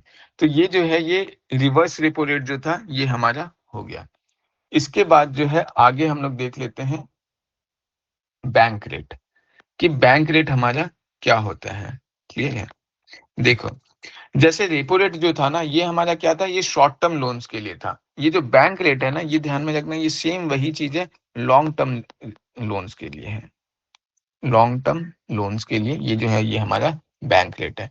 यहाँ पे क्या है कि जैसे सपोज कर लो जो भी सेंट्रल गवर्नमेंट है, बैंक्स है, ये सबको मतलब जब भी लॉन्ग टर्म, रेपो रेट के केस में क्या था, शॉर्ट टर्म लोन्स चाहिए था बैंक्स को आरबीआई से। बैंक रेट के केस में क्या है कि लॉन्ग टर्म लोन्स जो है वो किसको चाहिए, बैंक्स को चाहिए। क्लियर है? Banks long term loans given to RB given to bank by RBI. और ये लॉन्ग टर्म लोन्स का क्या है, interest rate on long term loans, on long term loans given to bank by RBI. तो ये चीज ध्यान में रखना कि ये बिल्कुल वही रेपो रेट वाला कॉन्सेप्ट है, लेकिन यहाँ पे क्या है बस लॉन्ग टर्म लोन है। अब बताओ, मैंने बताया था कि जैसे ही लॉन्ग टर्म लोन होगा तो ये लॉन्ग टर्म लोन में क्या है, इंटरेस्ट रेट क्या होता है, ज्यादा होता है। तो यहाँ पे हम लोग को क्या देखने को मिलेगा, हाई इंटरेस्ट रेट। क्लियर है? हाई इंटरेस्ट रेट देखने को मिलेगा। उसके बाद फिर और हम लोग को क्या देखने को मिलेगा, एक चीज और ध्यान में रखना कि यहाँ पे क्या है, ये जो बैंक रेट होता है ना, जैसे रेपो रेट के केस में क्या सिक्योरिटीज दिया जाता है, यहाँ पे कोई सिक्योरिटीज नहीं दिया जाता है। मतलब bank does not provide any securities. अब अगर बैंक कोई सिक्योरिटी प्रोवाइड ही नहीं कर रहा है तो लोन जो होगा वो क्या होगा, ये ज्यादा रिस्की होगा। क्लियर है? आरबीआई के लिए ये लोन क्या होगा, रिस्की होगा। और जो चीज रिस्की है उस पर इंटरेस्ट रेट क्या होगा, ज्यादा होगा। और ऐसे भी लॉन्ग टर्म लोन्स है, तो लॉन्ग टर्म लोन्स में हम लोग क्या देखे थे कि लॉन्ग टर्म लोन्स के केस में इंटरेस्ट रेट हमेशा क्या होता है, ज्यादा होता है। तो ये चीज ध्यान में रखना कि बैंक रेट और रेपो रेट में दोनों में इंटरेस्ट रेट ज्यादा किसका होगा, बैंक रेट का होगा। कि बैंक रेट का जो होगा वो हमेशा हमें रेपो रेट से ज्यादा होगा। क्लियर है? ये चीज ध्यान में रखना। तो ये जो है ये हम लोग बैंक रेट के बारे में देख लिए। उसके बाद फिर एक दो और देख लो। अगला जो है वो हमारा क्या है, marginal standing facility. Marginal standing facility. ये देखो, ये मार्जिनल स्टैंडिंग फैसिलिटी क्या है। मार्जिनल स्टैंडिंग फैसिलिटी में क्या है ना कि यहाँ पे भी बैंक को ओवरनाइट लोन चाहिए जैसा रेपो रेट के केस में था। क्लियर है? यहाँ पे भी बैंक्स को ओवरनाइट मतलब एकदम अर्जेंट बेसिस पे लोन चाहिए, लेकिन यहाँ पे कंडीशन ये हो गया है कि बैंक जो ओवरनाइट बेसिस पे जो लोन ले रहा है वो तब ले रहा है जब एसएलआर जो इतना जितना उसको मेंटेन करना था उतना एसएलआर वो मेंटेन करके नहीं रखा है। तो अब क्या होगा, जो रेपो रेट पे जो लोन लगता है ना उस पे भी अब एक एडिशनल पेनाल्टी लगाएगा आरबीआई। पेनाल्टी क्यों लगाएगा? क्योंकि बैंक जो है वो एसएलआर जो मेंटेन करना था वो एसएलआर मेंटेन करने में सक्षम नहीं था, मतलब वो मेंटेन करके नहीं रखा है। तो इसीलिए क्या है कि ये मार्जिनल स्टैंडिंग फैसिलिटी जो है ये भी एक तरीके से लोन देने का ही फैसिलिटी है। मतलब ओवरनाइट लोन ओवरनाइट लोन दिया जा रहा है, क्लियर है? किसको? कमर्शियल बैंक्स को। Overnight loans given to commercial banks by RBI, clear है? लेकिन यहाँ पे क्या है कि कंडीशन क्या है? Banks were unable to maintain SLR, banks were unable to maintain SLR. अब क्योंकि बैंक जो है एसएलआर मेंटेन करने के लिए मतलब मेंटेन नहीं करके रखे, इसीलिए अब क्या होगा? आरबीआई जो है वो पेनाल्टी इंपोज करेगा। अब आरबीआई अगर पेनाल्टी इंपोज करेगा तो अब उस केस में जो इंटरेस्ट रेट है, मतलब शॉर्ट टर्म लोन्स में इंटरेस्ट रेट तो वैसे भी ज्यादा होता है, अब क्या है? पेनाल्टी इंपोज करने की वजह से जो एमएसएफ रेट जो होगा वो क्या होगा? वो हमारा फर्दर रेपो रेट से भी ज्यादा होगा। मतलब हम लोग बोल सकते हैं कि एमएसएफ रेट जो होगा वो हमारा क्या होगा? वो हमारा रेपो रेट से ज्यादा होगा। क्यों? क्योंकि ये एक काइंड ऑफ पेनाल्टी रेट है, क्लियर है? फिर हम लोग जो है ओपन मार्केट ऑपरेशन देखे थे। ये ओपन मार्केट ऑपरेशन जो है ये हम लोग ऑलरेडी अभी डिस्कस कर चुके हैं कि किस तरीके से गवर्नमेंट जो है वो सिक्योरिटीज का खरीद बिक्री करता है, क्लियर है? यहाँ पे अभी हम लोग स्टार्टिंग में देखे थे इस जगह पे कि गवर्नमेंट जो है वो कैसे मतलब सिक्योरिटीज खरीदेगा बेचेगा, क्लियर है? ताकि मार्केट में जो मनी का फ्लो है वो मेंटेन किया जाए, क्लियर है? इधर कहीं देखे थे हम लोग ट्रेजरी बिल वगैरह जहाँ पे देखे थे। हाँ, इस जगह पे देखे थे हम लोग रेपो रेट से पहले। ये हम लोग डिस्कस कर चुके हैं यहाँ पे, क्लियर है? ओपन मार्केट ऑपरेशन में फिर भी बता दे रहा हूँ। ओपन मार्केट ऑपरेशन में हम लोग सिंपल ये देखे थे कि बैंक्स जो है ना, मतलब आरबीआई जो है वो गवर्नमेंट का जो सिक्योरिटीज है उसका ट्रेड करता है, सेल परचेज करता है। और गवर्नमेंट का सिक्योरिटीज का सेल परचेज करने से हम लोग ये देख चुके हैं कि किस तरीके से इन्फ्लेशन कंट्रोल होगा, किस तरीके से जो मनी का फ्लो है वो घटता या बढ़ता है, क्लियर है? तो वो चीज जो है वो जब आरबीआई करता है, RBI sells and purchase securities to control inflation, clear है? तो ये चीज जो हम लोग ऑलरेडी डिस्कस कर चुके, स्टार्टिंग में ही कर लिए थे, क्लियर है? फिर एक जो होता है, ये छोटा सा चीज समझ लो, ये जो है ये हमारा बेस रेट है, क्लियर है? ये बेस रेट में क्या है कि इसमें मतलब ये वो इंटरेस्ट रेट है जिससे कम में कोई भी शेड्यूल बैंक जो है वो लोन नहीं दे सकता, क्लियर है? It is the rate of interest below which banks can not lend to their customer। ये वो इंटरेस्ट रेट है जिससे कम में बैंक जो है वो अपने कस्टमर्स को लोन दे ही नहीं सकते, क्लियर है? ये हर बैंक अपना डिटरमाइन करता है कि मतलब क्या होना चाहिए, बेस रेट वगैरह में बहुत सारा चीज डिपेंड करता है। जैसे मान लो बैंक अपना कहीं पे ब्रांच खोला हुआ है तो वहां पे रेंट देना, अब अपने एम्प्लॉयज वगैरह को रेंट देना, मतलब सैलरीज वगैरह देना, बहुत सारा चीज ऑपरेशनल कॉस्ट वगैरह सब इंक्लूड होता है। लेकिन फिर भी आरबीआई जो है वो एक इंटरेस्ट रेट डिटरमाइन करता है कि इससे कम में तो कोई भी शेड्यूल बैंक जो है वो लोन नहीं दे सकता है, इतना तो देना ही देना है। ऐसा नहीं कि कोई जियो टाइप कंपनी मतलब कोई बैंक आए और वो फ्री में मतलब जीरो इंटरेस्ट रेट पे लोन देना स्टार्ट कर दे सारे कस्टमर्स को अट्रैक्ट करने के लिए। तो ऐसा ना हो इसलिए जो है मतलब ये एक मतलब एक इंटरेस्ट रेट डिटरमाइन किया जाता है कि इससे कम में कोई भी शेड्यूल मतलब कोई भी जो शेड्यूल बैंक से वो लोन नहीं दे सकते, क्लियर है? अभी मॉनेटरी पॉलिसी में हम लोग का थोड़ा बहुत डिस्कस करना रह चुका है, लेकिन लगभग मॉनेटरी पॉलिसी टूल्स जो है ये मैंने बता दिया है। तो क्योंकि लेक्चर बहुत लंबा हो गया तो अभी इसको अपन यहीं रहने देते हैं। कल हम लोग एक बार फिर से जो है कुछ कुछ चीज डिस्कस कर लेंगे, क्लियर है? ये अभी हमने मार्जिनल स्टैंडिंग फैसिलिटी देख लिया है, ओपन मार्केट ऑपरेशन मैंने स्टार्टिंग में ही बता दिया था, और बेस रेट मैंने बता दिया है। कल हम लोग जो है इसका एक बार एनालिसिस हल्का देख लेंगे कि मॉनेटरी पॉलिसी टूल्स को कैसे यूज किया जाता है, एक्सपेंशनरी मॉनेटरी पॉलिसी क्या होता है। इसको अगर मैं सिंपल लैंग्वेज में ऐसे बताना चाहूँ तो जब मार्केट में पैसा इंजेक्ट किया जा रहा है तो वो एक्सपेंशनरी मॉनेटरी पॉलिसी है। और कॉन्ट्रैक्टरी मॉनेटरी पॉलिसी क्या होता है? जब मार्केट से पैसा निकाला जाता है, क्लियर है? बट इन सबको हम लोग देखेंगे, एक बार एप्लीकेशन देख लेंगे इसका, क्लियर है? और फिर जो है हम लोग मॉनेटरी पॉलिसी से रिलेटेड कुछ इंपॉर्टेंट टर्मिनोलॉजीज वगैरह देख लेंगे इस चैप्टर से रिलेटेड, बैंकिंग से रिलेटेड, और कोशिश करेंगे कल अपन बैंकिंग खत्म करने का। मॉनेटरी पॉलिसी लगभग हम लोग का 80% हो गया है। क्लियर है? तो इसको अभी यहीं पे रहने देते हैं।